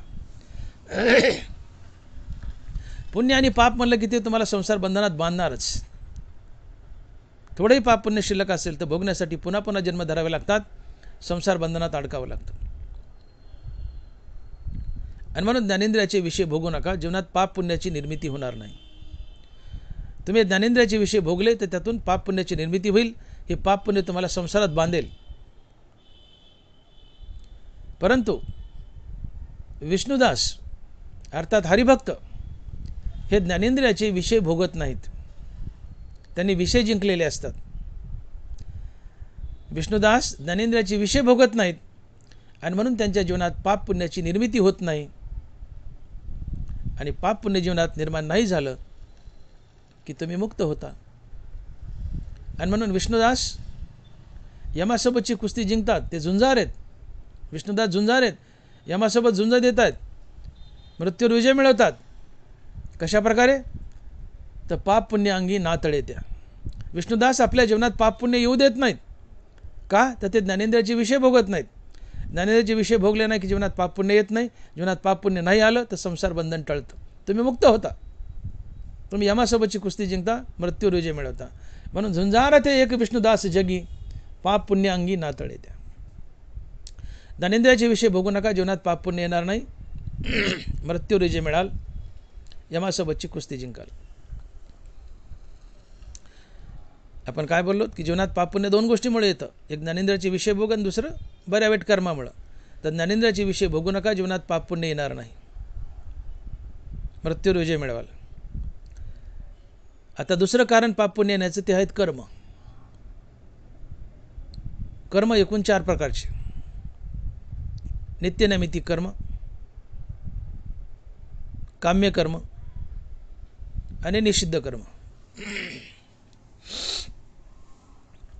नित्यकर्म म्हणजे आपण जी रोज कर्म करतो, आपला व्यवसाय, नोकरी, धंदा, शेती, बाडी जे काय असेल रोजचं, ज्याला ड्युटी म्हणावं आपली, रोजचं दैनंदिन कर्म ते नित्यकर्म. आणि नैमित्तिक कर्म प्रसंगानुसार नित्यकर्मातच जी वाढ होते ते नैमित्तिक कर्म. एखादा पाहुणा घरी आलाय, आपल्या स्वयंपाकात त्याच्या 2 भाकरी वाढवल्या, हे नैमित्तिक कर्म. कुठं तुम्ही देवपूजेला गेले, एखादं देवकार्य केलंय, आहे त्या नित्यकर्मात थोडीशी वाढ, ते नैमित्तिक कर्म. कुठल्याही कारणामुळे नित्यकर्मात होणारी वाढ ते नैमित्तिक कर्म. काम्यकर्म म्हणजे मला विशेष प्रकारचं पुण्य प्राप्त व्हावं, मी स्वर्गाला जावं, अशा कामनेने प्रेरित होऊन मोठा यज्ञ करणे, शेतीदान करणे, बगीचे लावणे, आड विहिरी खोदून देणे, तळेच बांधणे, मोठे मोठे यज्ञ करणे, दानधर्म करणे, हे काम्यकर्म. मला पुण्य मिळावं, मी स्वर्गाला जावं या भावनेने प्रेरित होऊन केलेलं काम्यकर्म असतं. आणि निषिद्ध कर्म म्हणजे या जगात जेवढी काय वाईट, घाणेरडी, गलिच्छ कर्म आहे ते निषिद्ध कर्म. कुठलंही वाईट कर्म, कुठलंही वाईट कर्म ते पीडादायक असो, म्हणजे लांडी लबाडी, भ्रष्टाचार, करप्शन, परद्रव्य पडणारीचा अभिलाष, हाणणं मारणं, खुणं, डाके, चोऱ्या, अतिशय घाणेरडी, कुठलंही घाणेरडं वाईट कर्म हे निषिद्ध कर्म आहे. निषिद्ध कर्मातून पाप जन्माला येतं, काम्यकर्मातून पुण्य जन्माला येतं. नित्यनिमित्ती कर्मातूनही पुण्य जन्माला येतं. मग नित्यनिमित्ती कर्म करा, पण त्यातून उत्पन्न होणारं पुण्य भगवंताला अर्पण करा. काम्यकर्म करूच नका, तुमच्याकडे पुण्य येणार नाही. आणि निषिद्ध कर्म करू नका, तुमच्याकडे पाप येणार नाही. झालं जीवन पाप पुण्य रहित. निषिद्ध कर्मातून पाप जन्म घेतं. निषिद्ध कर्म करूच नका, तुमच्याकडे पाप येणार नाही. काम्यकर्मही करू नका, तुमच्याकडे पुण्य येणार नाही. नित्यनिमित्ती कर्म आवर्जून करा, पण त्यातून उत्पन्न होणारं पुण्य भगवंताला अर्पण करा. चित्त दिजे नित्यनैमित्तिका, परी फळा कीजे असे का वाताचे वाणी. नित्यनैमित्तिक कर्मातूनही पुण्याचा जन्म होतो, पण ते पुण्य भगवंताला अर्पण करा. अर्थात आपली प्रत्येक क्रिया ईश्वरार्पण बुद्धीनं करा, ते कर्म आपोआप देवाला जाईल. कळालं? निषिद्ध कर्म करू नका, पाप तुमच्याकडे येणार नाही. काम्यकर्म करू नका, पुण्य तुमच्याकडे येणार नाही. नित्यनैमित्तिक कर्म आवर्जून करा. या नित्यनिमित्त कर्मातून निर्माण होणारं पुण्य भगवंताला अर्पण करा. तुमच्या पदरी आता पापही नाही, पुण्य नाही. जीवन पाप पुण्यरहित झालं. आणि अशी पाप पुण्यरहित अवस्था जीवनात येणं, याला ज्ञानोबा म्हणतात की ऐसी कर्मसाम्य दशा ते तर होई विरेशा, मग श्री गुरु अपेसा भेटेची गा. तुमच्या जीवनात पाप पुण्य झिरो झालं म्हणजे कर्मसाम्य दशा आली. पापही नाही, पुण्य नाही. जीवनात पाप पुण्य अजिबात नाही. पाप शून्य, पुण्य शून्य. पाप शून्य, पुण्य शून्य. तुमच्या जीवनात पाप पुण्य शिल्लक नाही. आता श्रीगुरु तुम्हाला शोधत येतो. आत्मज्ञान तुम्हाला शोधत येतं. वैराग्य तुम्हाला शोधत येतं. आणि या सगळ्या गोष्टी तुम्हाला मुक्त करतायत. ज्ञानोबा साक्ष देत आहेत. ऐसी कर्मसाम्य दशा होय ते विरेशा, मग श्रीगुरु अपेसा भेटेची गा. श्रीगुरु भेटला का येऊनी फळाचा गडू, पारुशवी किडीची वाडू, श्रीगुरु भेटोनी करी पाडू बुभुत्सू जैसा. श्रीगुरु भेटोनी करी पाडू बुभुत्सू जैसा. जीवनात पुण्य नाही, पाप नाही, ही कर्मसामदेश आहे. पाप नाही, पुण्य नाही. जीवनात श्रीगुरु स्वतःहून तुम्हाला शोधत येतो. ऐशी कर्मसाम्य दशा होय ते विरेशा, मग श्रीगुरु अपेसा भेटेची का. श्रीगुरु आपाप तुम्हाला शोधत येतो. अहम ब्रह्मास्मी या महावाक्याचं श्रवण करतो, तुम्हाला मुक्ती देतो. जन्ममनाच्या फेऱ्यातून बाहेर काढतो. जिंकली जन्ममनाची लढाई. यमाला हरवलं. आलं लक्षात? झुंजार ते एक विष्णुदास जगी, पाप पुण्य अंगी नातळे. त्या जीवनात पाप पुण्य शिल्लक नाहीये, तुम्ही यमाला हरवता. जीवनात पाप पुण्य शिल्लक असेल तर पुढचा जन्म आहे. पाप पुण्य शिल्लक नाही तर पुढचा जन्मच काय. ज्या दिवशी जीवन पाप पुण्यरहित होतं, श्रीगुरु शोधत येतो. अहम ब्रह्मास्मी या महावाक्याचं श्रवण करून तुम्हाला मुक्ती देतो. माझ्या विठोबाचा कैसा प्रेमभाव, आपणचे देव होय गुरु.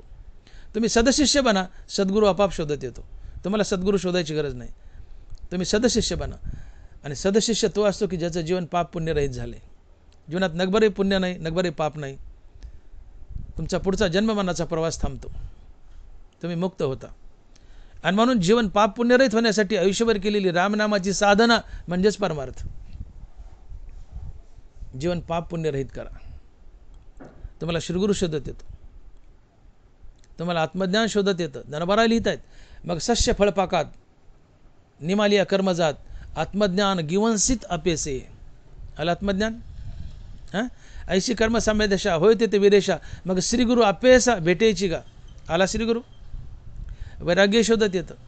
नामे होय जे विरक्त, नामे निर्मळ होय चित्त, नामे साधे गुणातीत, नामे निर्मुक्त भवपाश. नामे होय जे विरक्त. आलं वैराग्य. पुन्हा ज्ञानोबारास लिहित आहेत, म्हणून ये पूजे रिजलेनी आत्मराजे, वैराग्य सिद्धी देजे पसाय तया. आलं वैराग्य. तया सर्वात्मका ईश्वरा, स्वकर्म कुसुमाची विरा, पूजा केली होय अपारा तोषा लागे. आपलं प्रत्येक कर्म देवाची पूजा म्हणून करा. सकाळची 10-5 फुलं झेंडूची तर देवाला जरूर व्हा पूजा करताना, पण आपल्या स्वकर्माची सुंदर फुलं देवाला व्हा. ही स्वकर्माची फुलं देवाला वाहिली, अर्थात आपलं कर्म देवाची पूजा म्हणून केली, आपलं कर्म देवाची पूजा म्हणून केली, आपल्या कर्माचीच फुलं देवाला वाहिली, कर्म देवाची पूजा म्हणून केली, तर देव या कर्माच्या पूजेने संतुष्ट होतो आणि या बदल्यात तुम्हाला वैराग्य देतो. म्हणून हे पूजे रिजलेनी आत्मराजे वैराग्य सिद्धी दे जे पसायतया. तुमच्या जीवनात वैराग्य आलं, श्रीगुरु आला, आत्मज्ञान आलं, तर मी मुक्त झाले. हे कशामुळे घडलं? जीवन पाप पुण्यरहित झाल्यामुळं. जीवन पाप पुण्यरहित झाल्यामुळं. जीवन पाप पुण्यरहित करा, श्रीगुरु शोधत येतो. जीवन पाप पुण्यरहित करणं ही कर्मसाम्य दशा आहे. आणि ज्ञानोबा राहिली जात की ऐसी कर्मसाम्य दशा होय ते विदेशा, मग श्रीगुरु आपेसा भेटेची का. ज्या दिवशी जीवन पाप पुण्यरहित होतं त्या दिवशी श्रीगुरु शोधत येतो, अहम ब्रह्मास्मी या महावाक्याचं श्रवण करतो आणि तुम्हाला मुक्त करतो. आणि तुम्ही मुक्त होणं म्हणजेच यमासोबतची कुस्ती जिंकणं. का जिंकली? तर जीवन पाप पुण्यरहित झाले. अर्थात पाप पुण्य तुमच्या अंगाला येऊन चिटकलं नाही. म्हणून तुकोबाराय म्हणतात की पाप पुण्य अंगी ना तळे त्या, झुंजारते एक विष्णुदास जगी, पाप पुण्य अंगी ना तळे त्या. तुमचं जीवन पाप पुण्यरहित झाले. मागचं संचित आहे ते या जन्मात प्रारब्ध बनून आले, ते भोगून संपवले. नरबारा लिहित आहेत, धरवणी वेचे सरे भोगे ते प्राचीन पुरे, नवे तव नव उपकरे काहीची करू. घरात साठवलेलं रांजणातलं पाणी वापरून संपतं, तसं संचित प्रारब्ध होऊन आलं, हे प्रारब्ध भोगून संपवलं. संचित संपलं, प्रारब्ध संपलं, का ते भोगून संपवलं. क्रियामान हातून घडतच नाही, कारण आम्ही पापुण्य आमच्याकडे येऊ देत नाहीत, म्हणून क्रियामान हातून घडत नाही. क्रियामान नाही तर पुढच्या जन्मासाठी संचित नाही आणि प्रारब्ध नाही. मग पापुण्यरहित जीवन झाले. पापुण्य जीवनात शिल्लक नाही, पापुण्य जीवनात शिल्लक नाही, तर जीवन पाप पुण्यरहित झाले. आणि जीवन पाप पुण्यरहित झाले तर पुढचा जन्म लाभेलच कसा? पुढच्या जन्मात बांधण्यासाठी पाप पुण्य शिल्लक असावं लागतं. आगा कर्मे जेवरावे तैतीही सुखदुःखी फळावे तया ते भोगावाया यावे देहा एका. पाप पुण्य शिल्लक असेल या जन्मात तर पुढचा जन्म लाभतो, संसार बंधनात अडकावं लागतं. पण आता जीवनात पाप पुण्यच राहिलं नाही तर पुढचा जन्म लाभतच नाही, तुम्ही मुक्त होता. पाप पुण्यरहित अवस्था जीवनात येते. अशी पाप पुण्यरहित अवस्था जीवनात येणे याला तुकोबाराय म्हणतात की पाप पुण्य अंगी नातळे त्या. अर्थात जीवनात पाप पुण्य शून्य झालं, जीवन पाप पुण्य रहित झालं, तर तुम्ही यमासोबतची कुस्ती जिंकली. तुम्ही यमासोबतची कुस्ती जिंकली, अर्थात जीवन मरणाच्या फेऱ्यातून बाहेर पडले. तुम्ही मृत्यूवर विजय मिळवला. आणि मृत्यूवर विजय मिळवणं हीच खरी कुस्ती असते. हेच आम्हाला हरवणं असतं आणि हेच आमचं झुंजारपण असतं. आणि म्हणून तुकोबाराय म्हणतात की झुंजारते एक विष्णुदास जगी, झुंजारते एक विष्णुदास जगी, पाप पुण्यांगी नातळे त्या. पाप पुण्यांगी नातळे त्या. जीवन पाप पुण्यरहित करा. भगवंत गीतेच्या शेवटी अर्थात ज्ञानोबाराय ज्ञानेश्वरीच्या शेवटी भगवंतानं आम्हाला एक फार मौलिक सल्ला दिलाय. तो सल्ला सांगतायत.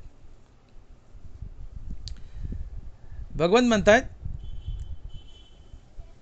की मनोनी फळी लागू सांडोनी देह संगू, कर्मे करावी चांगू हा निरोप माझा.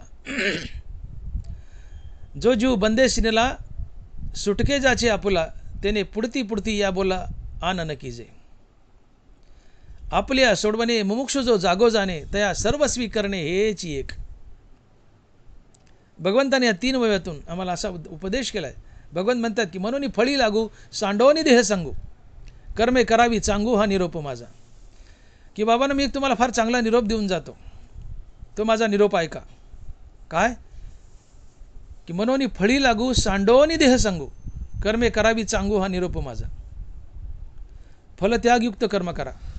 हे कर्म मी करतोय आणि याचं फळ मला मिळावं ही भावना ठेवू नका.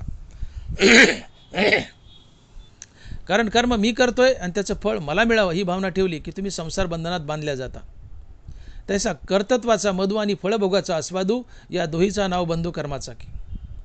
हे कर्म मी केलं आणि त्याचं फळ मला मिळावं ही भावना मनात ठेवली की तुम्ही संसार बंधनात अडकले जातात.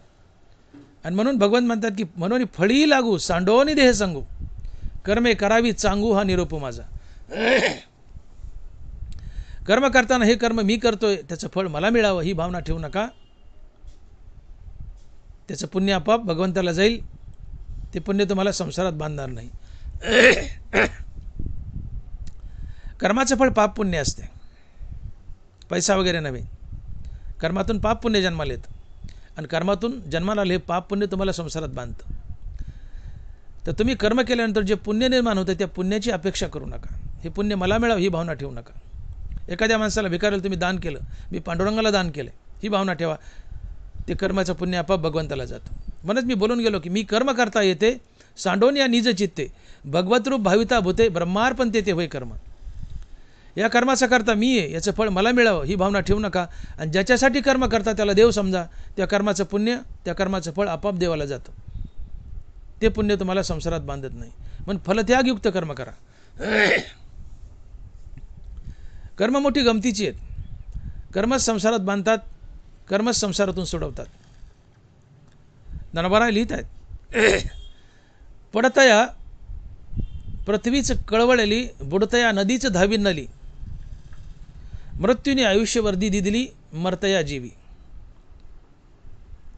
एखादा मनुष्य पृथ्वीवर पळतोय, पळता पळता पडलाय, पृथ्वीनंच यावं त्याला उठून उभं करावं. काय गंमत आहे. पृथ्वीवर पळतोय, ठेस लागलाय, पडला आणि पृथ्वी चालीन त्याला उठून उभं केलंय. एखादा मनुष्य नदीत बुडतोय, एखादा मनुष्य नदीत बुडतोय, नदीनेच यावं त्याला नदी बाहेर काढावं. तसं एखादा मनुष्य कर्मात बुडतोय, कर्मानाच यावं त्याला कर्माच्या बाहेर काढावं, कर्मबंधनातून सोडावं. एखादा मनुष्य नदीत बुडतोय, नदीनंच यावं आणि त्याला नदी बाहेर काढावं.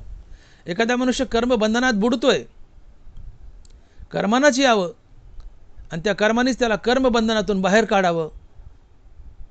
आणि म्हणून ज्ञानोबा लिहित आहेत की तैसे कर्मे कर्मबद्धता मुमुक्षु सोडविले पंडूसुता जसा रसरीती मरता राखीला विषय. कर्मे कर्मबद्धता मुमुक्षु सोडविले पंडूसुता तसा रसरीती मरता राखीला विषय. मनुष्य नदीत बुडतोय, नदीनंच यावं त्याला नदी बाहेर काढावं. मनुष्य कर्मबंधनात बुडतोय, कर्मानंच यावं त्याला कर्मबंधनातून बाहेर काढावं. जर ती कर्म योग्य हातवटीने केली तर, फलत्यागयुक्त केली तर. आणि म्हणत भगवंत म्हणतात की म्हणून फळी लागू सांडवणी देह सांगू कर्मे करावी चांगू हा निरोप माझा. फलत्यागयुक्त कर्म केली ही कर्मच तुम्हाला संसार बंधनातून सोडवतात.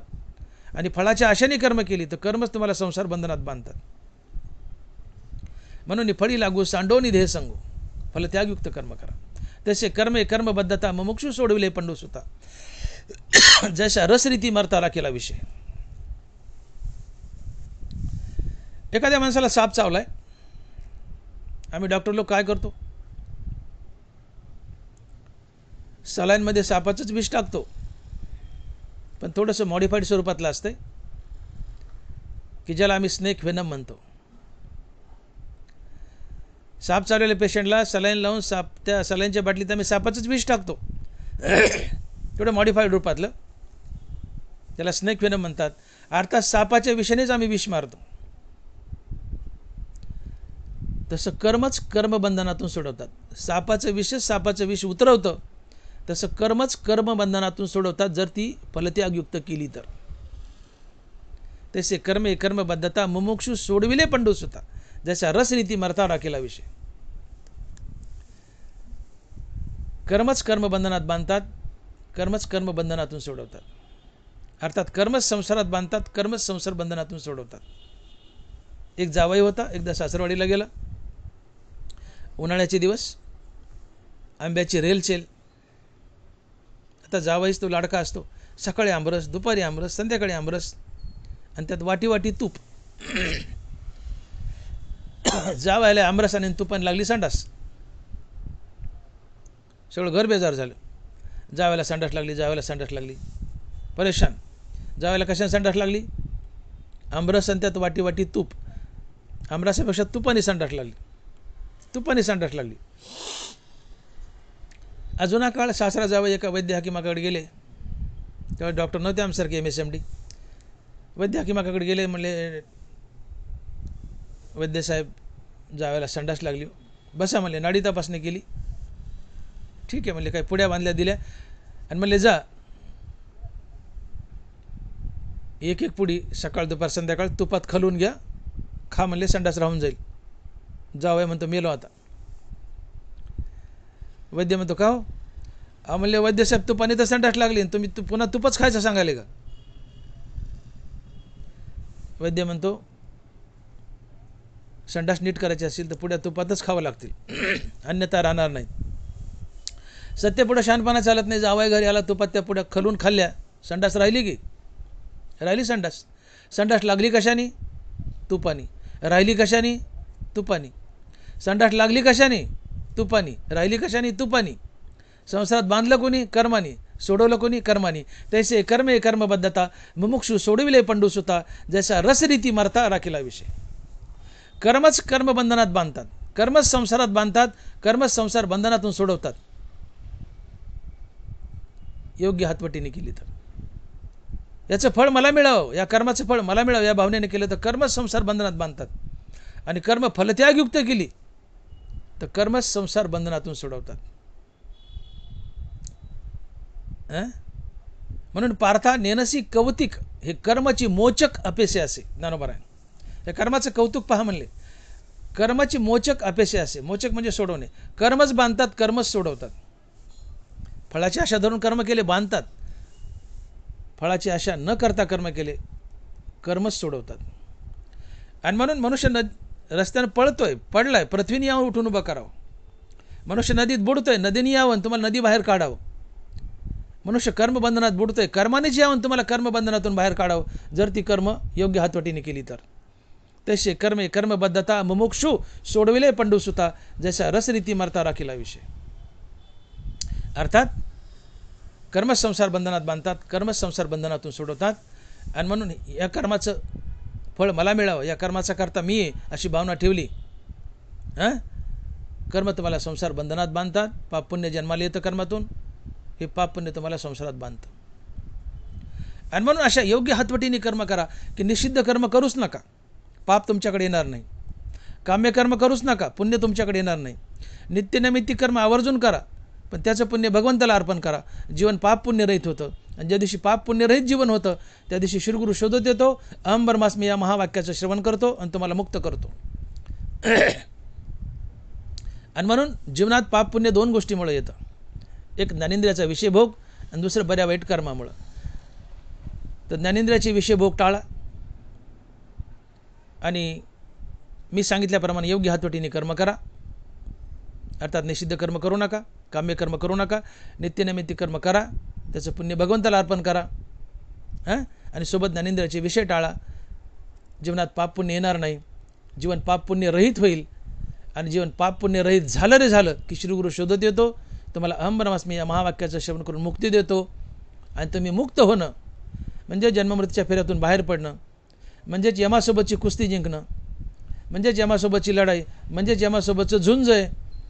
आणि म्हणून तुकोबाराय म्हणतात की झुंजार ते एक विष्णुदास जगी, झुंजार ते एक विष्णुदास जगी, पाप पुण्य अंगी नातळे. त्या विष्णुदास झुंजार आहेत. ते झुंज देतात कोणासोबत? यमासोबत. आणि मृत्यूवर विजय मिळवतात. तर कशा प्रकारे? ते विष्णुदास आपल्या जीवनात पाप पुण्य येऊ देत नाहीत, पाप करतच नाहीत. केलेलं पुण्य भगवंताला अर्पण करतात, आपलं जीवन पाप पुण्य रहित करतात. आणि जीवनात पाप पुण्य आलं नाही, जीवन पाप पुण्य रहित झालं की श्रीगुरु शोधत येतो, तुम्हाला मुक्त करतो. आणि मुक्ती म्हणजे यमासोबतची लढाई जिंकणं होय. आणि म्हणून विष्णुदास अर्थात हरिभक्त हे झुंजार आहेत. यमासोबत झुंज देतात, यमाला हरवतात, अर्थात मृत्यूवर विजय मिळवतात. कशा प्रकारे? तर आपल्या जीवनात पाप पुण्य येऊ देत नाहीत. आणि म्हणून तुकोबाराय म्हणतात की झुंजार ते एक विष्णुदास जगी, पाप पुण्य अंगी नातळे. त्या आणि हे सगळं या विष्णुदासाच्या जीवनात का घडतं? तर या विष्णुदासाच्या जीवनामध्ये बसता उठता प्रत्येक क्षणाला बसल्या जागेवर झोपल्या जागेवर त्यांच्या तोंडात गोविंदाचं नाव असतं. हे अभंगाच्या दुसऱ्या चरणात. आणि महाराज लिहितात की गोविंद असनी गोविंद शयनी गोविंद त्या मनी बैसलासी. हे विष्णुदास सारखं बसल्या जागेवर झोपल्या जागेवर गोविंदाचं नाम अर्थात रामकृष्ण नामाचा जाप करतात. आणि या रामकृष्ण नामाचा जाप केल्यामुळं कोणते कर्म करताना आपण जर ते कर्म करताना भगवंताचं नाम मनातल्या मनात घेतलं तर ते कर्माचं पुण्य भगवंताला अर्पण होतं. तुम्ही कोणतेही कर्म करताना मुखामध्ये भगवंताचं नाम आहे तर त्या कर्माचं पुण्य भगवंताला जातं. ते पुण्य तुम्हाला संसारात बांधत नाही. तुमचं जीवन पाप पुण्यरहित होतं. आणि म्हणून हे विष्णुदास बसल्या जागेवर झोपल्या जागेवर कधी गोविंदाचं नामचिंतन करतात आणि आपलं जीवन पाप पुण्यरहित करतात. का तर गोविंदाचं नाम मुखात असेल, कोणतेही कर्म करताना गोविंदाचं नाम मुखात असेल तर त्या कर्माचं पुण्य भगवंताला जातं, जीवन पाप पुण्यरहित होतं. आणि म्हणून या झुंजार अशा विष्णुदासाचं जीवन पाप पुण्यरहित होतं. का तर गोविंद असनी गोविंद शयनी गोविंद त्या मनी बैसलासी. बसल्या जागेवर झोपल्या जागेवर मनातल्या मनात सारखं हे विष्णुदास भगवंताचं नामचिंतन करतात. आणि म्हणून त्यांच्या हातून घडणारं कर्म आणि त्या कर्मातून निर्माण होणारं पुण्य हे भगवंताला आपोआप जातं. त्यांचं जीवन पाप पुण्यरहित होतं. शिवाय तुकोबाराय अभंगाच्या तिसऱ्या चरणात बोलतायत की ऊर्ध्व पुंड्र भाळी कंठी शोभे माळी. ऊर्ध्व पुंड्र भाळी कंठी शोभे माळी कापिजे कळीकाळ तया भेने. हे विष्णुदास आपल्या कपाळाला ऊर्ध्व पुंड्र याचा अर्थ आपण जे कपाळावर इंग्रजी यू टाईप भगवान विष्णूचा गंध लावतो त्याला ऊर्ध्व पुंड्र म्हणतात. हे आम्हाला ऊर्ध्व गतीला म्हणजे सद्गतीला घेऊन जातो हा गंध, म्हणून त्याला ऊर्ध्व पुंड्र म्हटलं आहे. हे विष्णुदास आपल्या कपाळावर भगवान विष्णूचा गंध लावतात यू आकाराचा, ज्याला आपण ऊर्ध्व पुंड्र म्हणतो. आणि गळ्यात तुळशीची माळ घालतात. आणि ही कपाळावरचं ऊर्ध्व पुंड्र पाहून आणि गळ्यातली तुळशीची माळ पाहून यम या विष्णुदासाला थरथर थरथर कापतो.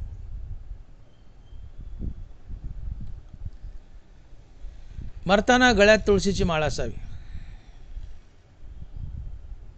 एक गोष्ट लक्षात घ्या, मरताना गळ्यात तुळशीची माळ असावी. का तुकोबाराय बोलतायत जयाचे गळा तुळशीचे माळा यमपद कमळा वंदित्याच्या.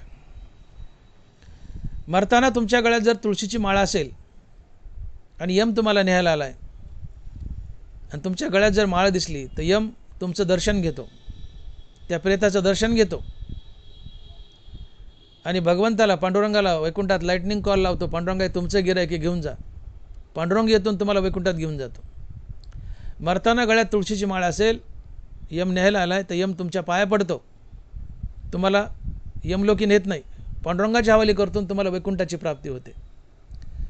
जयाचे गळ्यात तुळशीचे माळा यमपद कमळा वंदित्याच्या. तुकोबाराय मरताना गळ्यात तुळशीची माळा असेल तर यम तुम्हाला नेत नाही, तुम्हाला पांडुरंगाने न्यायला येतं, उलट यम तुमच्या पाया पडतो आणि पांडुरंगाच्या हवाली करतो, तुम्हाला वैकुंठाची प्राप्ती होते. हा तुळशीच्या माळेचा महिमा आहे. आणि म्हणून माणसाच्या गळ्यात तुळशीची माळ असावी.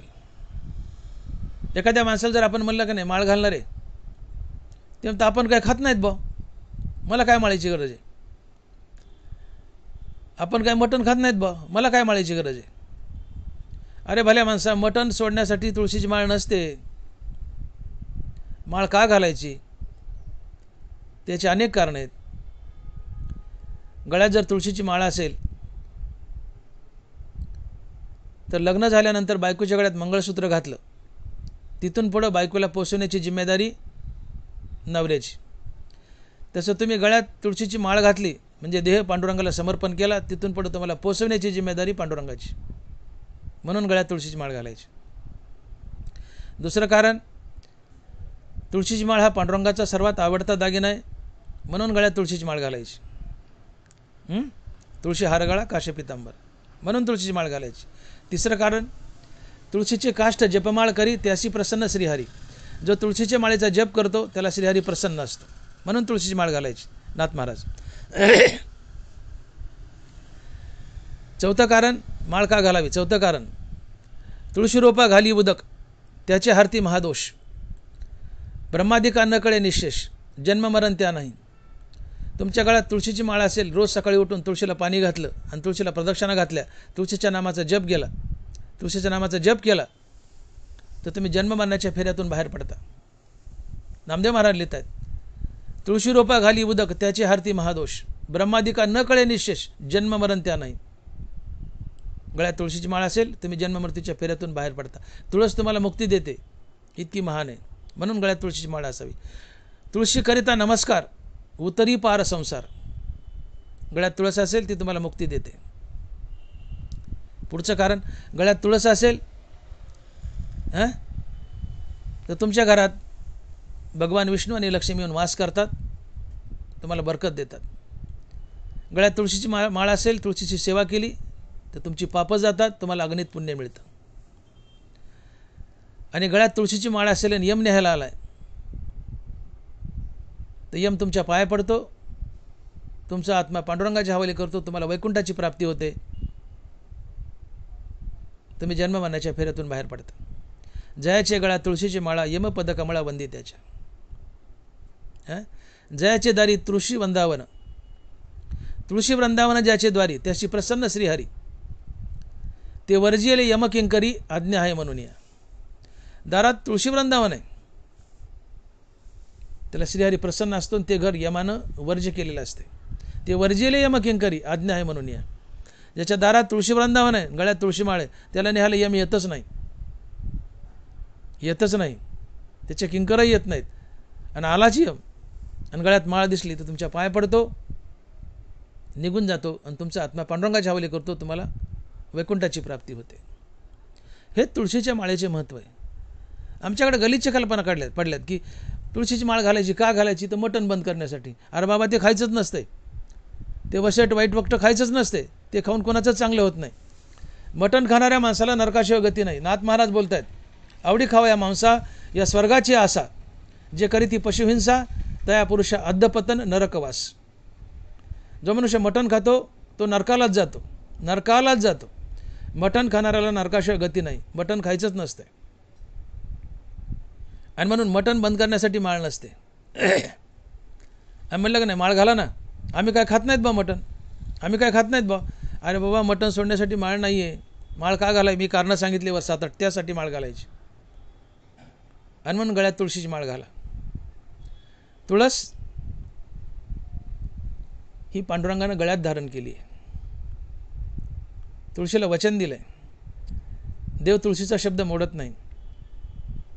तो जालंधर राक्षस आणि त्याची बायको ती वृंदा, तो जालंधर हाराना गेला. मग भगवान विष्णूंनी जालंधरचं रूप धरलं. ती वृंदा पतिव्रता होती, नवरा युद्ध जिंकून आलाय म्हणून या वृंदाने नवरा समजून भगवान विष्णूला आलिंगन दिलं, तिचं पातिव्रत्य मोडलं.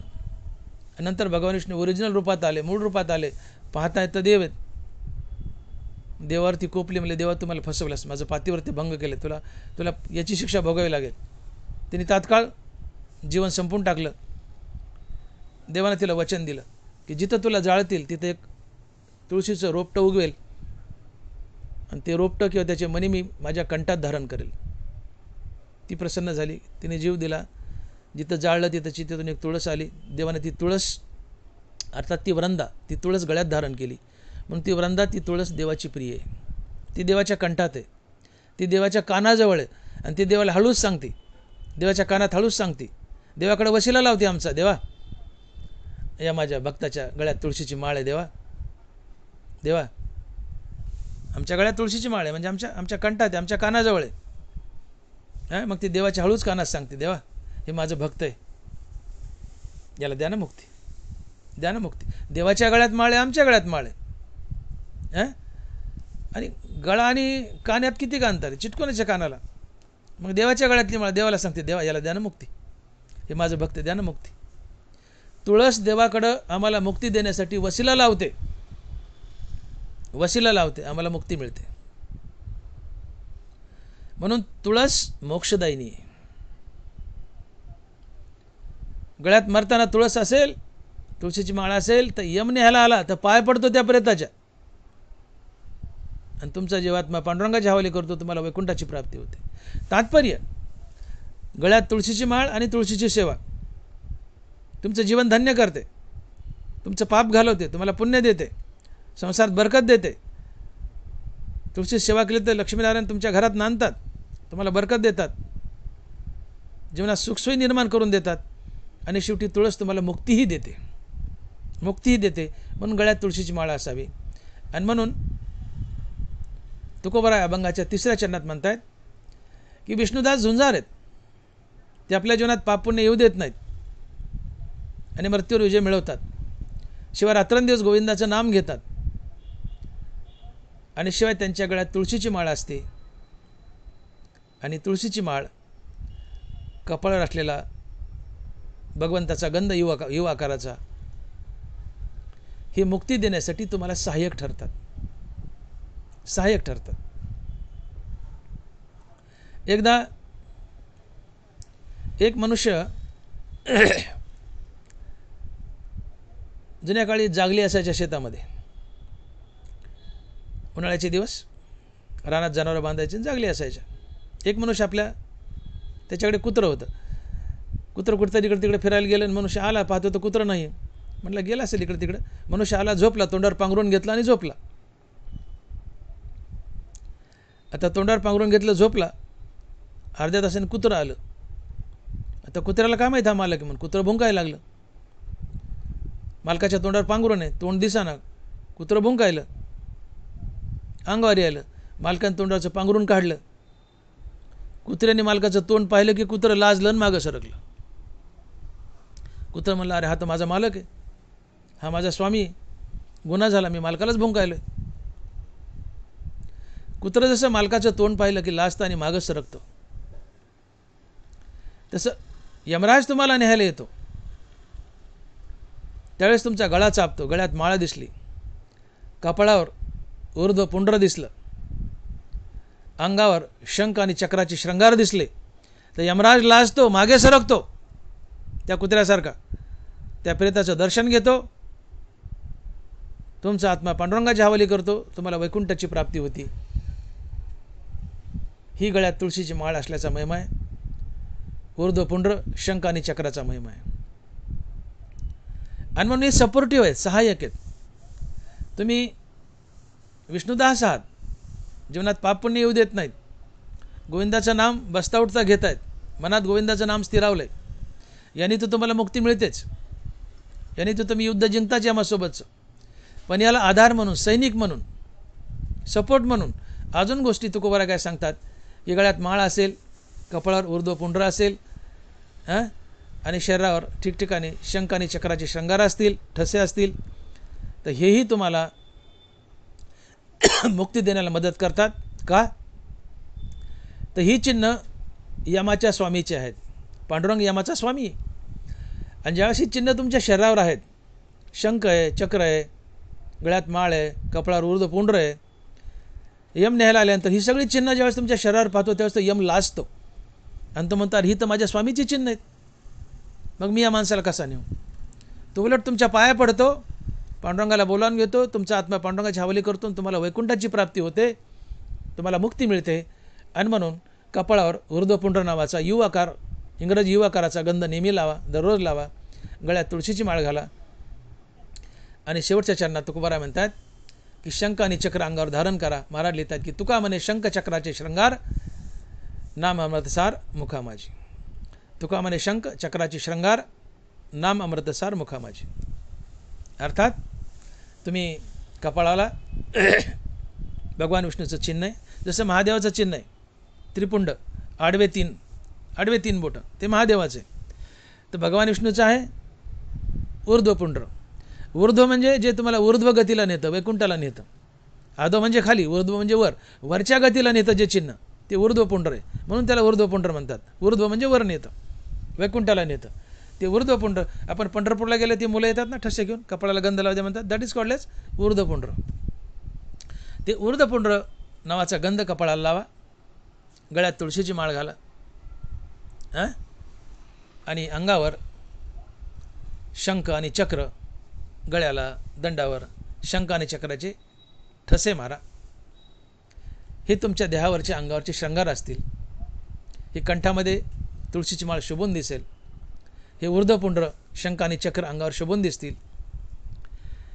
ही सगळी निशाणी किंवा हे सगळे पांडुरंगाचे अलंकार आहेत. आणि सगळे अलंकार पाहून यम लाजतो. यमाचे किंकर लाजतात की अरे ही सगळी चिन्ह तर माझ्या पांडुरंगाची आहेत. ही सगळी चिन्ह माझ्या स्वामीची आहेत. हा माझ्या स्वामीचा भक्त आहे, मग मी याला कसा नेऊ. यम तुम्हाला नेत नाही, तुम्हाला पांडुरंग न्यायला येतो आणि तुम्हाला वैकुंठाची मुक्तीची प्राप्ती होते. आणि म्हणून नाथ महाराज म्हणतात की आवडे देवासी तो ऐका प्रकार. आवडे देवासी तो ऐका प्रकार. नामाचा उच्चार रात्रंदिवस. तुळशी माळ गळा गोपीचंदन टिळा हृदय कळवळा वैष्णवांचा. देवाला काय आवडतं ते बघा. आवडे देवासी तो ऐका प्रकार. काय? नामाचा उच्चार रात्रंदिवस. रात्रंदिवस हरिनामाचा उच्चार करा. गळ्यात तुळशीची माळ घाला. गोरगरिबाच्या कामी या.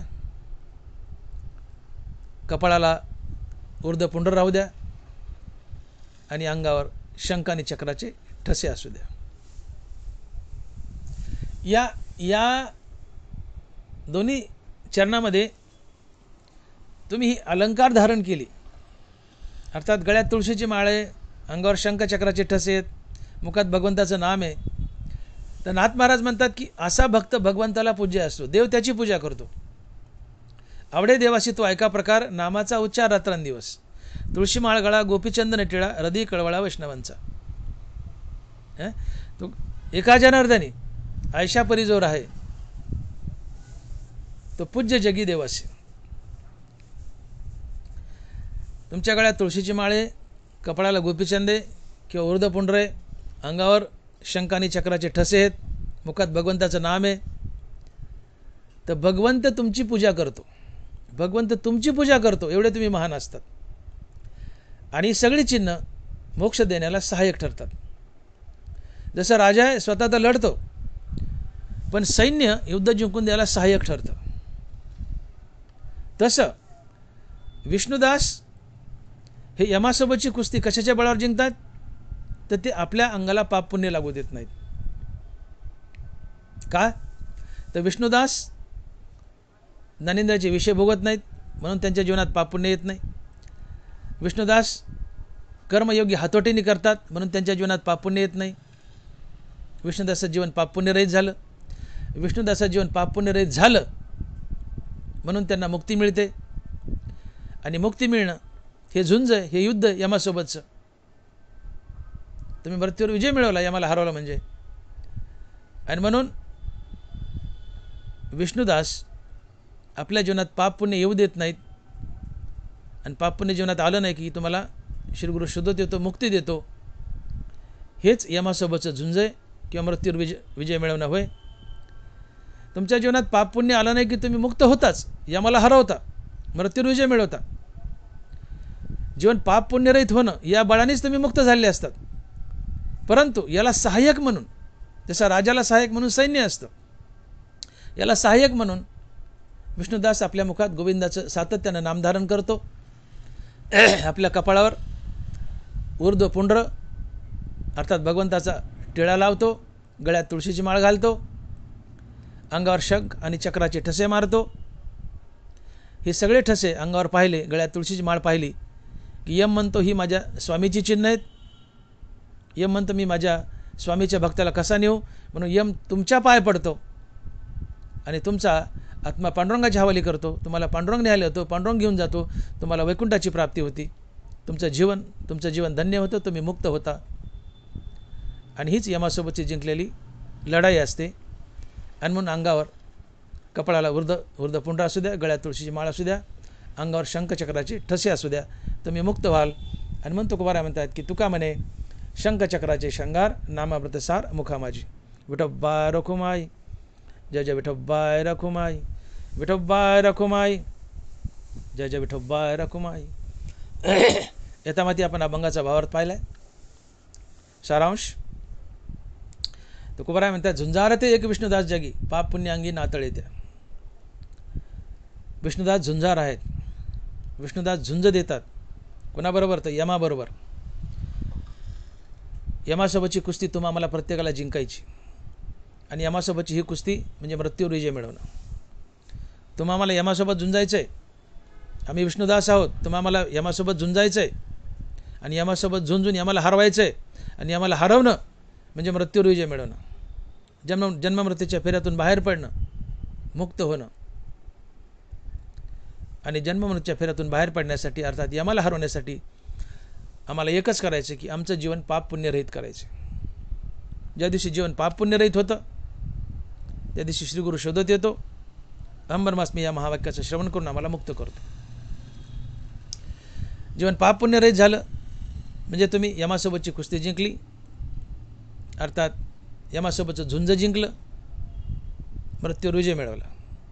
जीवन पाप पुण्यरहित झालं म्हणजे श्रीगुरु आला आणि तुम्हाला मुक्ती दिली. तुम्ही मुक्त झाले म्हणजेच यमाला हरवलं. हां, यमासोबतचं झुंज जिंकलं, अर्थात मृत्यूवर विजय मिळवला. नुसतं जीवन पाप पुण्यरहित झालं की तुम्ही यमाला हरवलं, तुम्ही मुक्त झाले, यमासोबतचं झुंज जिंकलं, यमासोबतचं झुंज जिंकलं. परंतु हे यमासोबतचं झुंज जिंकण्यासाठी अजून काही सपोर्टिव्ह सहाय्यक गोष्टी लागतात. त्या म्हणजे निरंतर तुम्ही तुमच्या मुखात गोविंदाचं नाव राहू द्या. बसता उठता, बसल्या जागी, झोपल्या जागी, मनातल्या मनात गोविंदाच्या नामाचा जप करा. ही पहिली सपोर्टिव्ह गोष्ट यमासोबतचं युद्ध जिंकण्याला, अर्थात भगवंताचा नामजप सारखं करा. त्यानंतर आपल्या कपाळावर ऊर्ध्वपुंड अर्थात भगवान विष्णूचा टिळा लावा, गळ्यात तुळशीची माळ घाला, अंगावर शंखचक्र यांची ठसे लावा. या सगळ्या गोष्टी यमासोबतची कुस्ती जिंकायला सहाय्यक ठरतील. यम आला ती तुमच्या अंगावर पांडुरंगाचे चिन्ह पाहून तो लाजतो, मागे सरकतो, तुम्हाला पांडुरंगाच्या हवाली करतो, पांडुरंग तुम्हाला वैकुंठाला घेऊन जातो. तात्पर्य जीवन जगताना आम्हाला एक फार मोठं झुंज करायचं आहे. आम्ही विष्णुदास आहोत, विष्णूचे भक्त आहोत. आम्ही साधक असो की सिद्ध असो, सिद्धांना तर ही झुंज जिंकलेच, पण आम्ही साधक आहेत, आम्हाला जिंकायचे. आम्ही विष्णुदास आहोत, साधक आहोत. विष्णुदास दोन प्रकारचे, एक साधक आणि सिद्ध, पण आम्ही साधक आहोत, विष्णुदास आहोत, साधक आहोत.